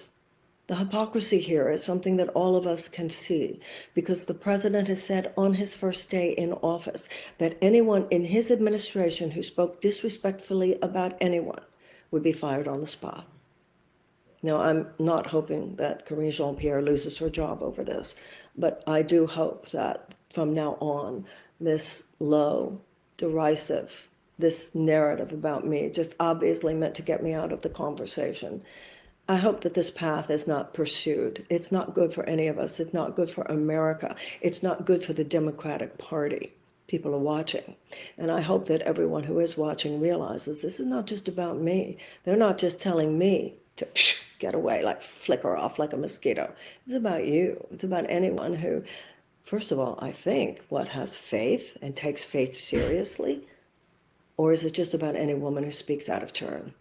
All right, well, I love you, Marianne. It was a little much, but stop that kind of. All right, we don't need to play the whole thing, but yeah. but I don't think it's actually that they're trying to keep her out of the race. I think that they want to make it seem like any challenge to Biden in the primary is going to be a joke, and so it's completely needless. It is a total knee-jerk representation.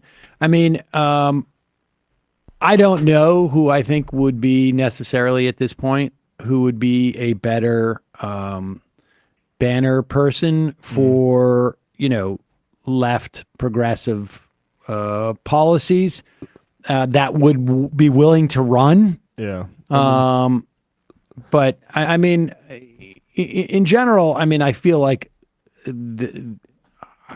she wouldn't be my first pick necessarily, just from a perspective of like, I would want someone who is like laser focused on a specific sort of like narrow issue sets. Because if you're going to be running a message campaign, I want to know what that message is. I don't want it to be sort of like conflated with, issues of frankly, of faith and this and that. I'm not maligning people who are into that kind of thing. Yeah, but I mean, for instance, like Bernie would have pivoted to like the working class is getting screwed like 8 times. They made fun of me, however, and then just all fact. Yeah. And use that opportunity not for but for the issue that you're running on. I don't want to watch a video of anybody who is running a messaging campaign that lasts longer than 2 minutes, or that goes 2 minutes without bringing that up. Yeah, but I do want to say too, like again,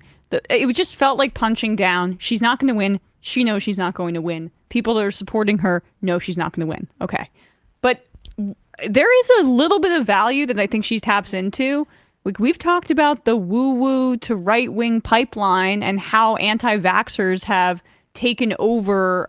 See Russell Brand. Russell Brand, we just spoke about it. There is like an impulse from a certain like segment of the population, more spiritual, more I don't doubt that. And she's a representative on the Democratic side for that kind of person. It's marginal, I understand, but the reason that it's marginal is why the White House shouldn't be smug about it. Just say everyone has a right to run. Exactly. Everyone has the opportunity to enter into this race. You want the Democratic Party to be a big tent party. That means as many people as you want into that tent. And if someone like Marianne Williamson can convince just some thousands of people I don't think who are a little bit more on the granola crunchy kind of like spirituality side, which has beauty in it as well, then fine. Like to bring them over to a democratic message. I mean, I don't even know if that she will bring any of those people over, to be honest with you. But regardless, that comment was less about getting Marianne Williamson out of the race and more about the press secretary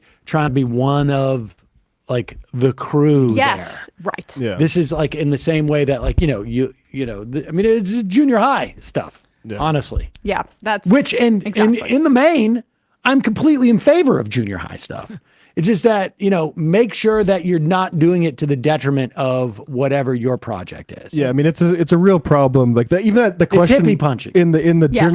journalist question itself. Like, are you mad that this doesn't like? Are you mad that basically democracy is happening? Yeah. Like it's just a very elitist thing. I mean, me personally, I'll be interested in Marianne Williamson when she gets a union or a major like movement partner behind her. I'm all. I think fine. Like I like good run for ideas. I think universal healthcare. That's great. But like this is really about like you and whose army. In my opinion, Right. I think the idea candidacies like are very limited utility and probably shouldn't take up too much of people's time. And to your point, Sam, like her tweet was like, they might think it's a joke, but there's nothing amusing about people going bankrupt from medical debt or children going to bed hungry. Like hammer that, As opposed in the 2-minute to- video, yeah, hammer right, that. right. Don't hammer that it's about. You want to silence a woman? Right, Sorry. right. Like it's make it material, make it tangible, make it something that beyond the personal. Calling from a 956 area code. Who's this? Where are you calling from? Can you hear me? Yes, I can. Who's this? Where are you calling from? This is Americo from Mexico. It's Americo from Mexico? Yeah. Okay. What's on your mind, Americo? I just wanted to call in to, voice my utter and complete disgust for these supposed left of center commentators who get so much mileage sort of obsessively criticizing the trans movement and their activists, like Jesse Singal and his weird little sidekick. Yep. And, more broadly, the absolute bores who endlessly go on and on about wokeism and cancel culture while never addressing, like, the sheer psychopathy of the right-wing Like pundits. Chait, Jonathan Chait, Chait, and Iglesias and that crew, the popularists. Yeah, it's just a very bizarre set of people, and it's just very, the way that they operate, like their framework is very dishonest because they'll just use kind of like vague implications about the other side while never, being specific. I think that like there's those are different. The taxonomy of this is a little bit different. Like I think Signal is like has some, I don't know exactly what there's something deeper going on there, that this has become his sort of like beat and complete identity for years now. But when you're talking about like the Chait and Iglesias types and the Nate Silver types and the popularists, I think the impetus is very similar to what we just saw with the press secretary mocking Marianne Williamson, which is like, it is, I'm going to pick the most marginalized person around that I can find and sort of bully them in some way and create some distance so that I am appearing, sort of like reasonable or cool. I mean, honestly, like to use these terms are sort of ridiculous, but that's what's going on here. Like, like I'm the rebel. Like it is a reactionary mindset, frankly. Yeah, and sorry, go ahead. The reactionary mindset here is the idea of like, I'm going against the trend. But in fact, what you're really doing is, no, you're just reinforcing the genuinely pre-existing or prior existing structures that have been here always. But you're trying to make it, you're repacking it like I'm cool. I'm daring. I'm a rebel. But in fact, no, you're not. You're really just, you're just basically playing into the pre-existing bigotry that has existed. Yeah, and I'll be honest with you, I'm very anti-woke myself, but I also have a sense of proportion. So the overwhelming priority for me is to attack the right wing who's actually doing material harm to people, and anything other than that I think should be suspect.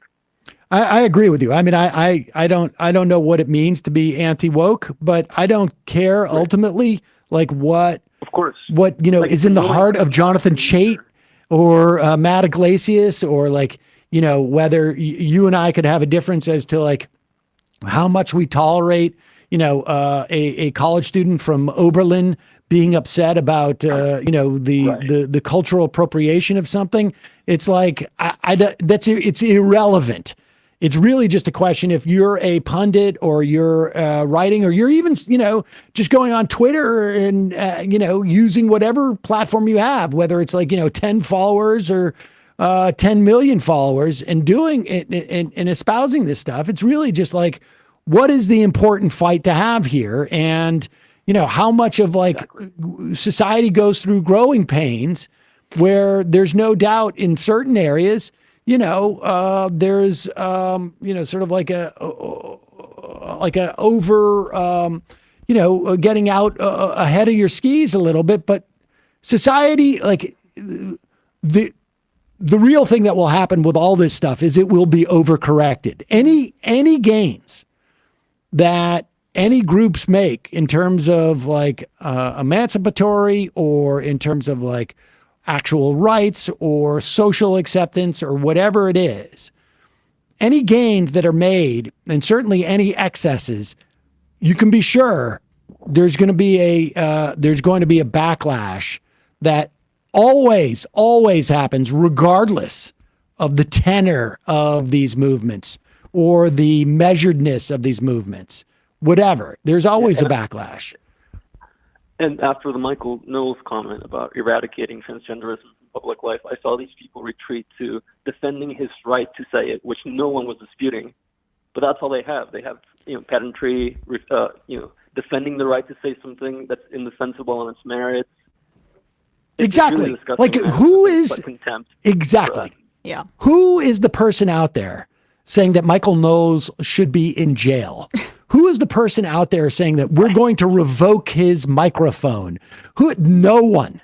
People are just criticizing him and saying that he's a piece of garbage because of what he's saying. And you're absolutely right. The last refuge for these people who have no arguments is to pretend that somehow they're aggrieved because they're taking too much criticism for what they've said. Really appreciate the phone call. Yeah, and just before I go, I just want to say I really appreciate you guys, how aggressive you've been in defending our trans brothers and sisters who really need our help. So thank you so much. Thank you. Appreciate it. Snake Balloon. My understanding is that Singal was going to make Gamergate his thing, and then when that died down, he decided he was going to jump on the trans beat before it got too popular. I don't know if that's the case. I'll look into that. That'd be interesting. But since we were talking about Michael Knowles, and yes, Demian says, I want Michael Knowles in jail. Reverend Wright is saying he should be in jail. You know what? I mean, I wouldn't have a problem with it, but I am not going to call on government officials to use the authority of the government to put him in there. But I am going to say he's a piece of garbage, and that if you in any way interact with this guy without reminding him he's a piece of garbage, and if you know anybody who appreciates his commentary and you don't refer to them as a piece of garbage, make them feel bad. Yes, they should be shunned. He For is a their own perfect good. candidate to be shunned in public. I don't think you should physically abuse him. Well, look, I'm not your parent, but I would not advocate violence. But I would advocate embarrassment, shunning, public shaming, making his life uncomfortable. Just eradicated him from public life. I think if you could, whatever you do short of Michael Knowlesism needs to be eradicated from public life. Let's put it that way. Let's give Michael Knowles a chance to speak.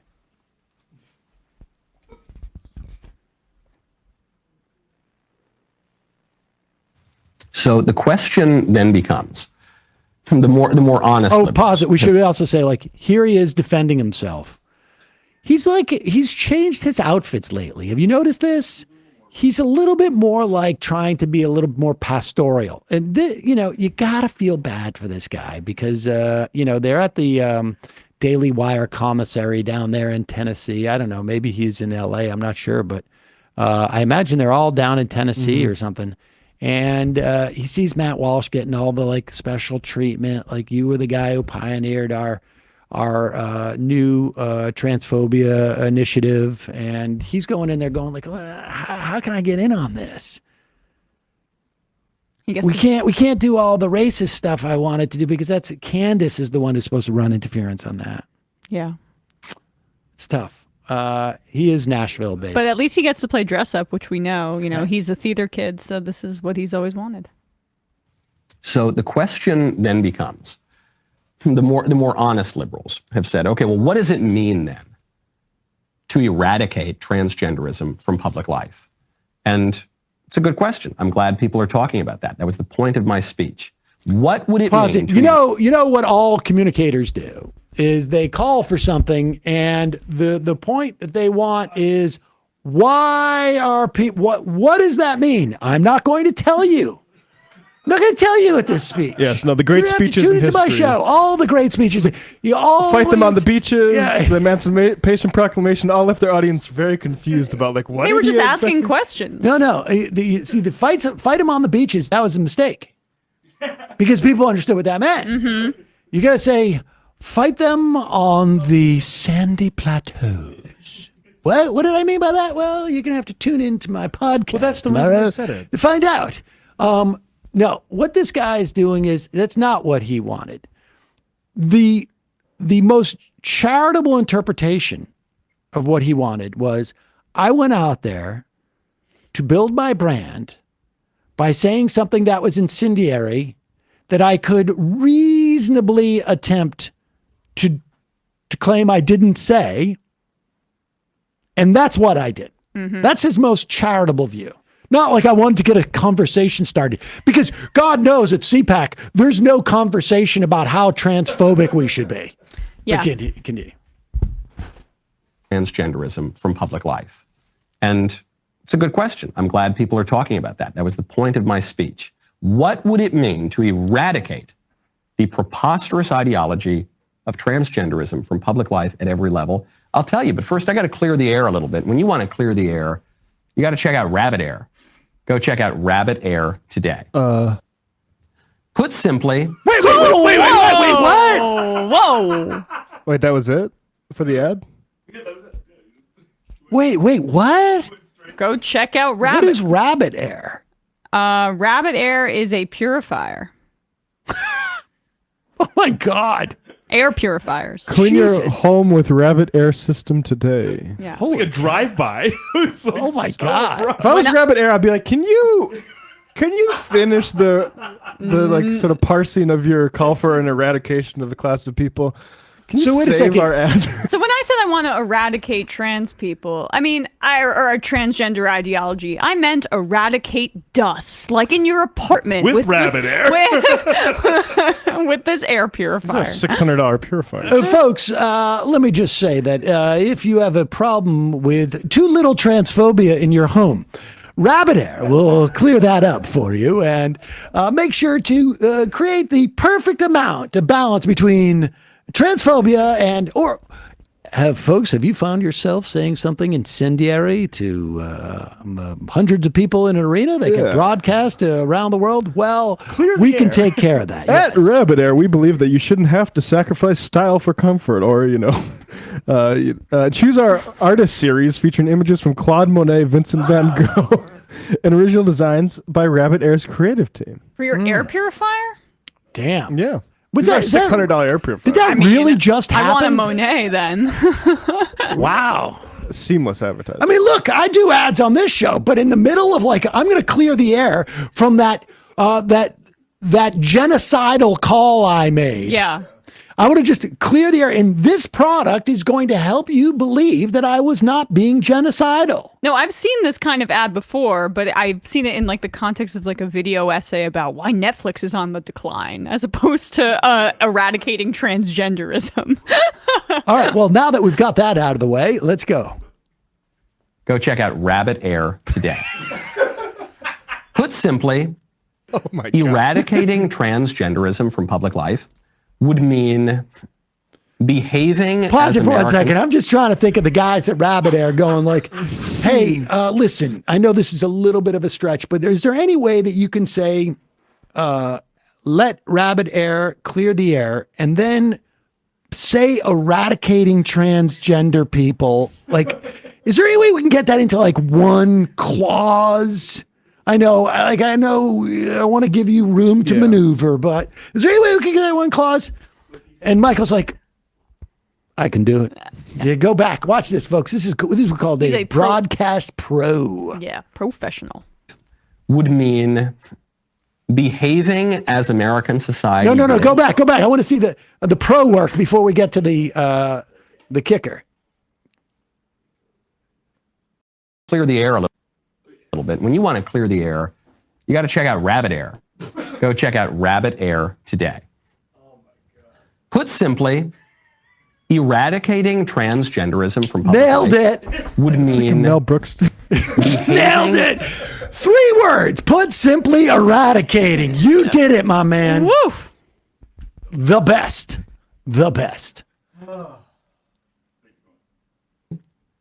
eradicating transgenderism from public life would mean behaving as American society did before, say, 2015. Before around 2015. This is so stupid. We did not have any acceptance of transgenderism in public life. We had more. And it started to be introduced into public life around 2015 when Barack Obama instituted transgender military policies, and some liberals in North Carolina decided to invite men into the women's bathroom and pass all sorts of weird. But like this isn't how even political change happens. Like the people themselves are becoming more and more accepting over my entire life of trans people, more accepting. And subsequently Obama's like, okay, like this is another of these walls falling. Like it's not Obama's like, all right, this is going to start a whole round of social engineering off that's going to change people's attitudes towards trans. You're looking down the wrong end of the telescope. And the bathroom bill came out, that was what, 2013, 2014 in North Carolina or whatever? I mean, good to know for trans people. You did not exist apparently before 2015. You know, this is why like they speak to an evangelical audience that like has been very sheltered, I think, from a lot of society's progress on these issues. And so they can act genuinely like, oh yeah, this all started in 2015 when like I said, like going back to like the mid 2000s, I feel like that was when this was started. Yeah, and let alone historical records about like, you know, clinics in Europe during the Nazi era and things that were burned. Like Let's be clear too on what he's talking about. he's saying the acceptance. Yeah, I the understand, acceptance. Maybe he should do some history in Renee Richards, who was a professional tennis player, but back when I was a kid. But also for those of you who are too young to know, in 2016, the Justice Department, Education Department under the Obama administration sent a letter in response to lawsuits filed by conservatives in North Carolina who wanted to prevent trans kids from going into and trans people going into the bathroom based upon their gender. And the Obama administration just simply sent a letter from the Education Department and Department of Justice saying, you should know that Title IX, the law that prohibits sex-based discrimination in federally funded education programs, like if your college receives federal funds or your school or whatever it is, you have to abide by non-discriminatory practices. That's it. Just be aware of that. It was not a question of law. It's just like this is the auspices in which you get this money. And conservatives did this. Now, why did conservatives do this? File these lawsuits in 2015, the year before the 2016 election, a year and a half after marriage equality became law of the land. Why did they start going after trans people at that time? I already answered the question. Because they lost when it came to marriage equality, and all of the cats and dogs raining down from above, the marriage, the clerk in Kentucky who tried to uphold, prevent people from getting married, public opinion turned against her. Even within the Republican Party, people realized, like, wait, cats and dogs aren't coming from the sky. I guess it really doesn't matter. I guess my marriage is not ruined because gay people can get married. And so what did they do? We need to find another marginal group to activate our fundamentalist base. Hello, trans people. Let's start filing some lawsuits. So he's lying about this. He's saying, well, I want to go back to 2015. 2015 was before they activated their fundamentalist base against trans people. Go ahead. Ordinances about bathrooms. Then later on, we got the Bostock decision. The Bostock decision rewrote civil rights law to say that there was a protection for gender identity in there. Obviously, there is not one, but that came years later. So we're only talking about the last 7-8 years or so. We've had transgenderism in public life. And my point is... Laverne Cox, 2014, she was on the cover of Time for her role in Orange is the New Black. That's not possible. That couldn't have happened because there was such adamant outcry against transgender people in public life. Gore Vidal had a novel in the 70s or 80s, Myra Breckinridge. Oh, yeah. I mean, not that that's maybe the best representation, not that but accepted. yeah. Let me tell you something. When Renee Richards played tennis, people had mutton chops, like out to here. Yeah. That's how long ago it was. You can't deal with transgenderism only by saying we're not going to trans the kids. I think there are a lot of conservatives who say, okay, look, if transgender adults, if a man wants to identify as a woman, he's an adult, that's fine. Just don't do it to the kids. That's missing the point. I actually think this is what motivated these news outlets to lie about what I said.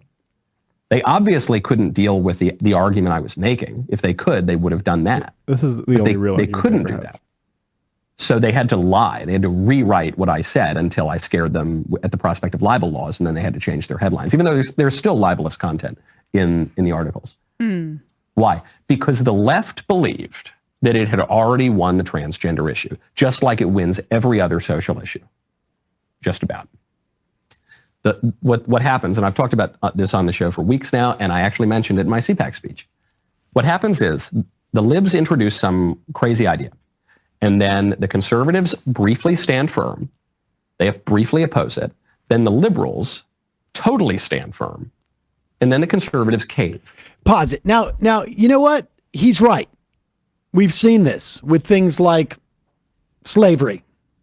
We've seen this with things like women's right to vote.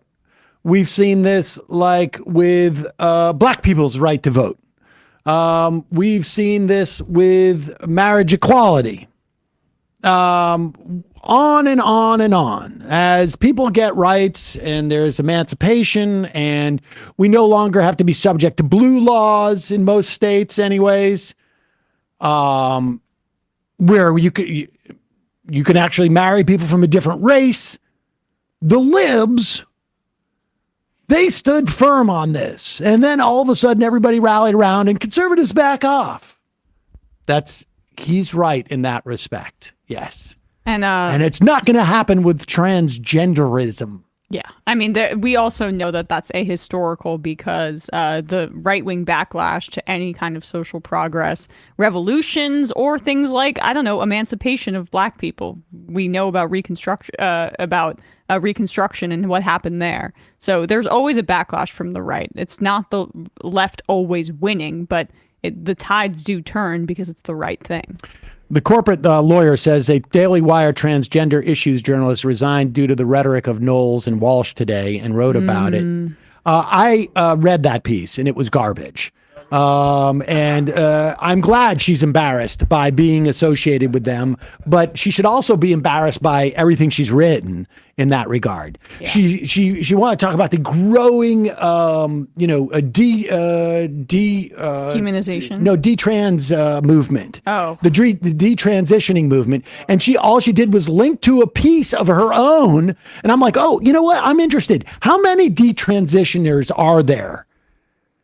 And she linked to a piece of her own just saying that there was going to be an organized protest where almost 150 people are going to show up and there may be like 10 detransitioners there. And I have no doubt. It's impossible for me to imagine. There aren't people who find transitioning to not work out for them. In the same way that people regret all sorts of other procedures, all sorts of other decisions that they make in their life. Some of these, you can't go back. Or you can't go back to the way things were. There's no doubt in my mind. But the real question is, do people have the opportunity going into these transitions? Do they have the opportunity, every opportunity to decide for themselves? And obviously, if you're a kid, you need your parents to sign off on this too.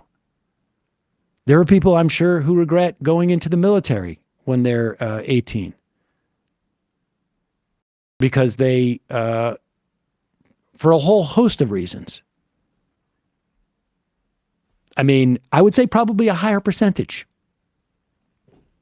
There are a whole host of decisions that people make about what they're going to do to deal with what they want. Marriage and this and that. And marriage on some level is more reversible. You can get a divorce. We should outlaw marriage because there's like a 50% regret rate on marriage. I mean, it's like way higher than what I'm seeing with the trans youth. And make no mistake about it.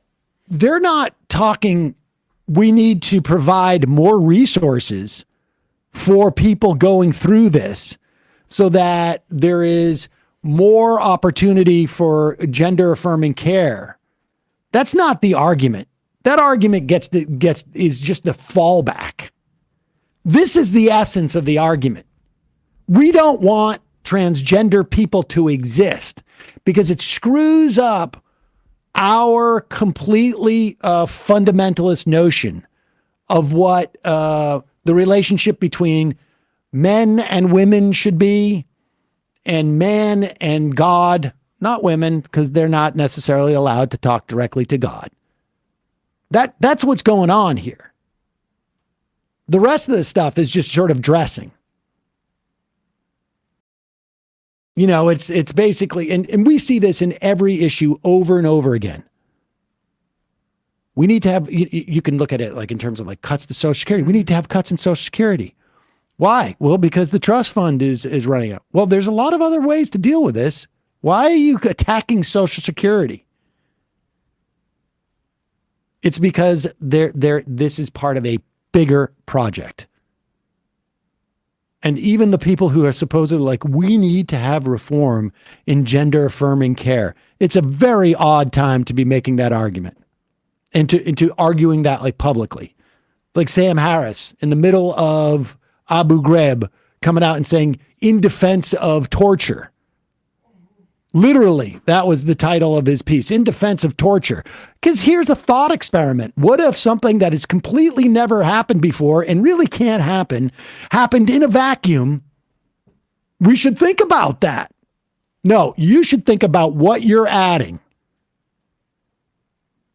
All I had was, I was just going to make this little fire over here with this big gasoline tank.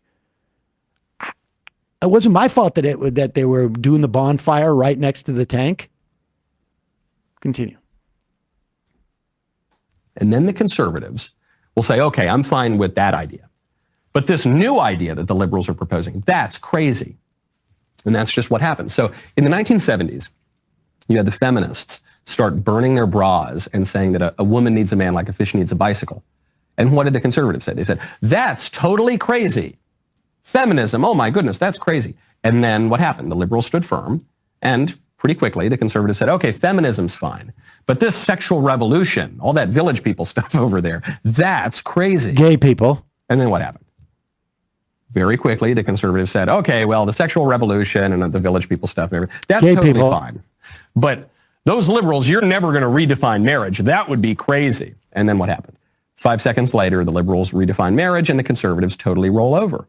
And then the conservatives say, okay, well, this new definition of marriage, that's fine. But transgenderism, that's crazy. And then what happens? 5 seconds later, the conservatives cave, and now we're on this new stage where they say, okay, transgenderism's fine. But transing the kids, that's crazy. Or actually, in some cases, you have some conservatives saying, well, transing the kids in certain circumstances is fine, but just not the 5-year-olds.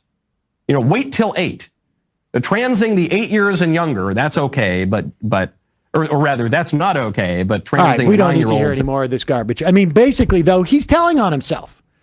This is, if you will appreciate what he's saying, if you are a religious fundamentalist who thinks that the problems that we have in this world are a function of feminism, he started at feminism. I appreciate. He could have gone back to Civil Rights Act, too, incidentally. Yeah, well. He could have gone back to anti-miscegenation laws. Same thing. He could have gone back to slavery. Same thing.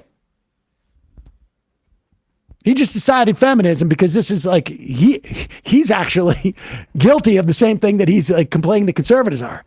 He's not coming out. He's hiding the ball a little bit. Yeah. Come out and, stops at feminism because he is, that is the only thing acceptable now with that Christian fundamentalism you can articulate outside. You can no longer talk about like, listen, this commingling of the races, that's a real problem. Mm-hmm.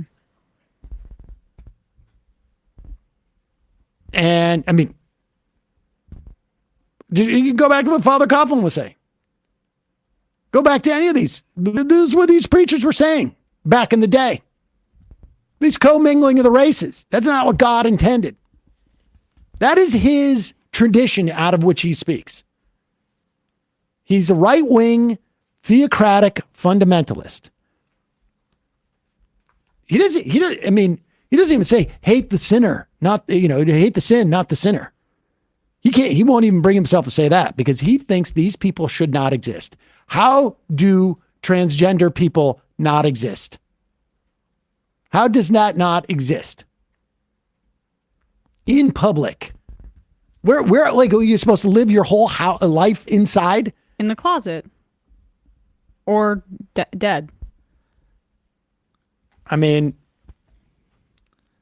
this is the exact same rhetoric you would get about Jews just a couple of years earlier, back Kristall Knock days.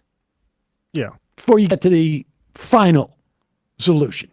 I mean, even that stuff wasn't announced publicly for propaganda purposes. It was, let's get them out of public life. Yep, public life. Isn't it kind of fascinating though that he obviates the militancy of the right about like abortion in terms of that construction of like, oh, the left has all these bedrock ideas that the right can't really push back on forcefully, and then they just let it become acceptable. They shift the Overton window leftward. I mean, that was a 50-year-long militant project to get one Mhm. Supreme Court case overturned, and yet that is not that's not in the same calculation as what the left could do about women's rights and the so-called sexual revolution. Yeah. Let's see. Wholesome Chungus.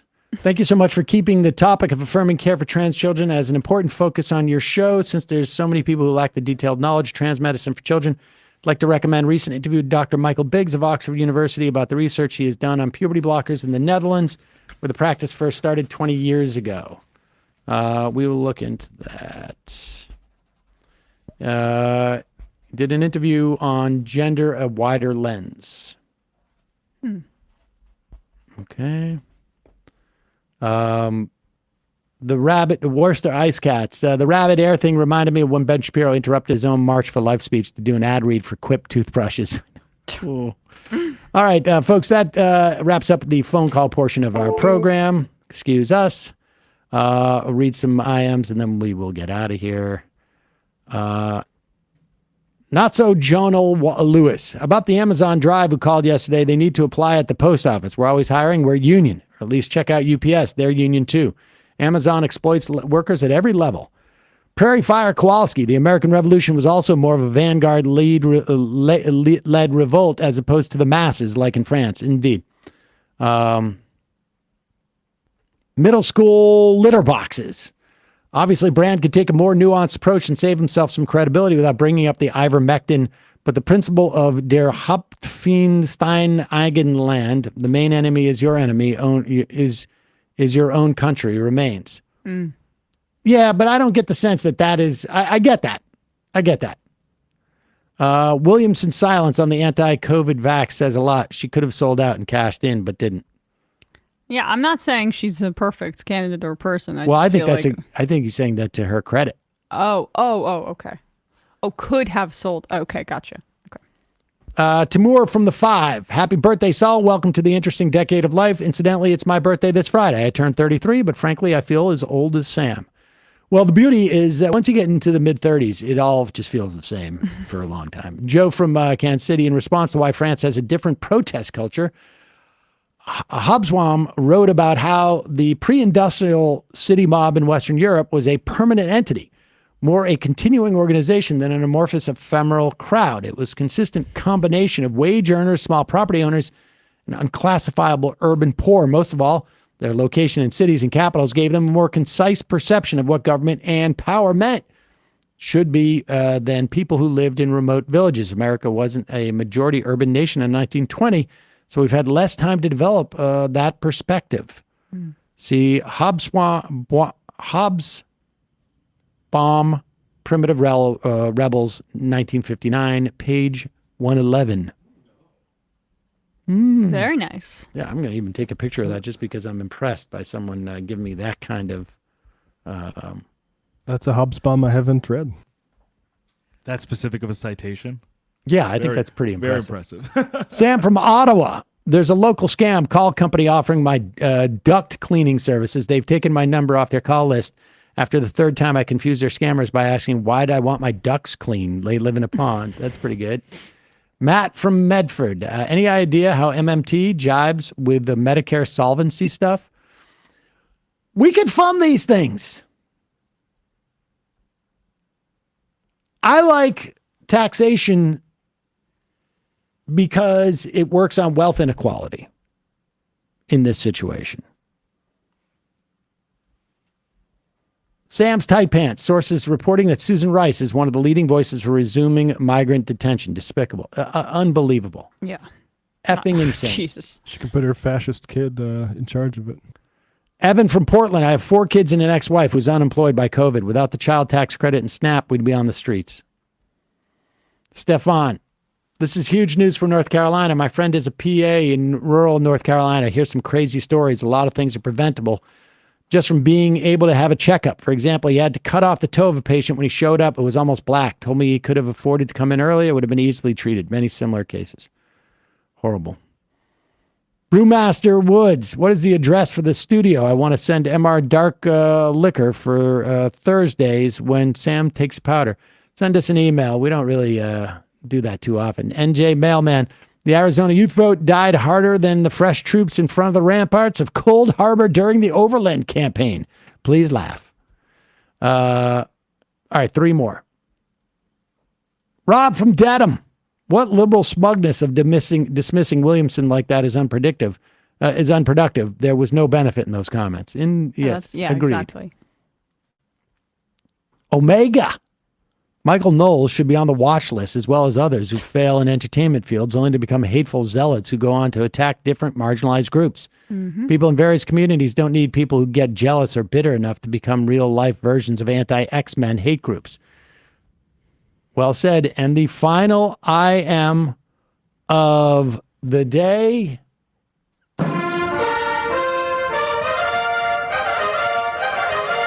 Tech Bro, you guys have been killing it pushing back against fascist hate toward trans people. Huge thanks. First off, understand too that you have to come to the defense of fascists attacking. They're always going to be looking for the most marginalized people in our society. But you have to come to the defense of them because there's nothing that grows fascism more than them chalking up victories and seeing that there's no one stopping them. That's the bottom line. They're all talking about precedents. They want to set precedents. They're not going to stop. Just like they're not stopping with like they're not going to stop with abortion, banning abortion. They're going to go for they're ultimately going to go for birth control. Believe me. They're going to try and roll back marriage equality. They're just going to keep going unless they're stopped. So you must defend transgender people. Bradley, Matt, Emma, great job today. See you tomorrow. It might take all the strength I got to get to where I want, but I know somehow I'm gonna get there. I wasn't looking when I just got caught between the truth and the lie bar. But finding out won't make me feel any better. Yeah, I know the clock is ticking, but the meds are gonna kick in, and my pilot light shining bright.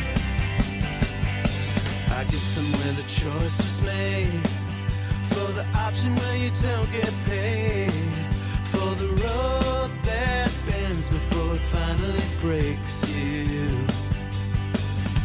I guess somehow I lost my drive between the 101 and the 5. Do you know how far the detour takes you?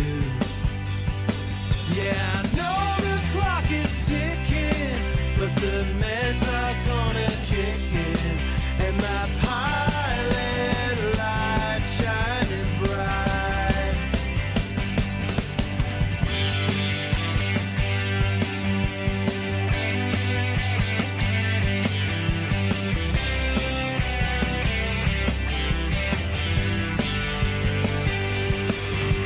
The months drifted into years, while I shifted in and out of gear, waiting for my moment to happen.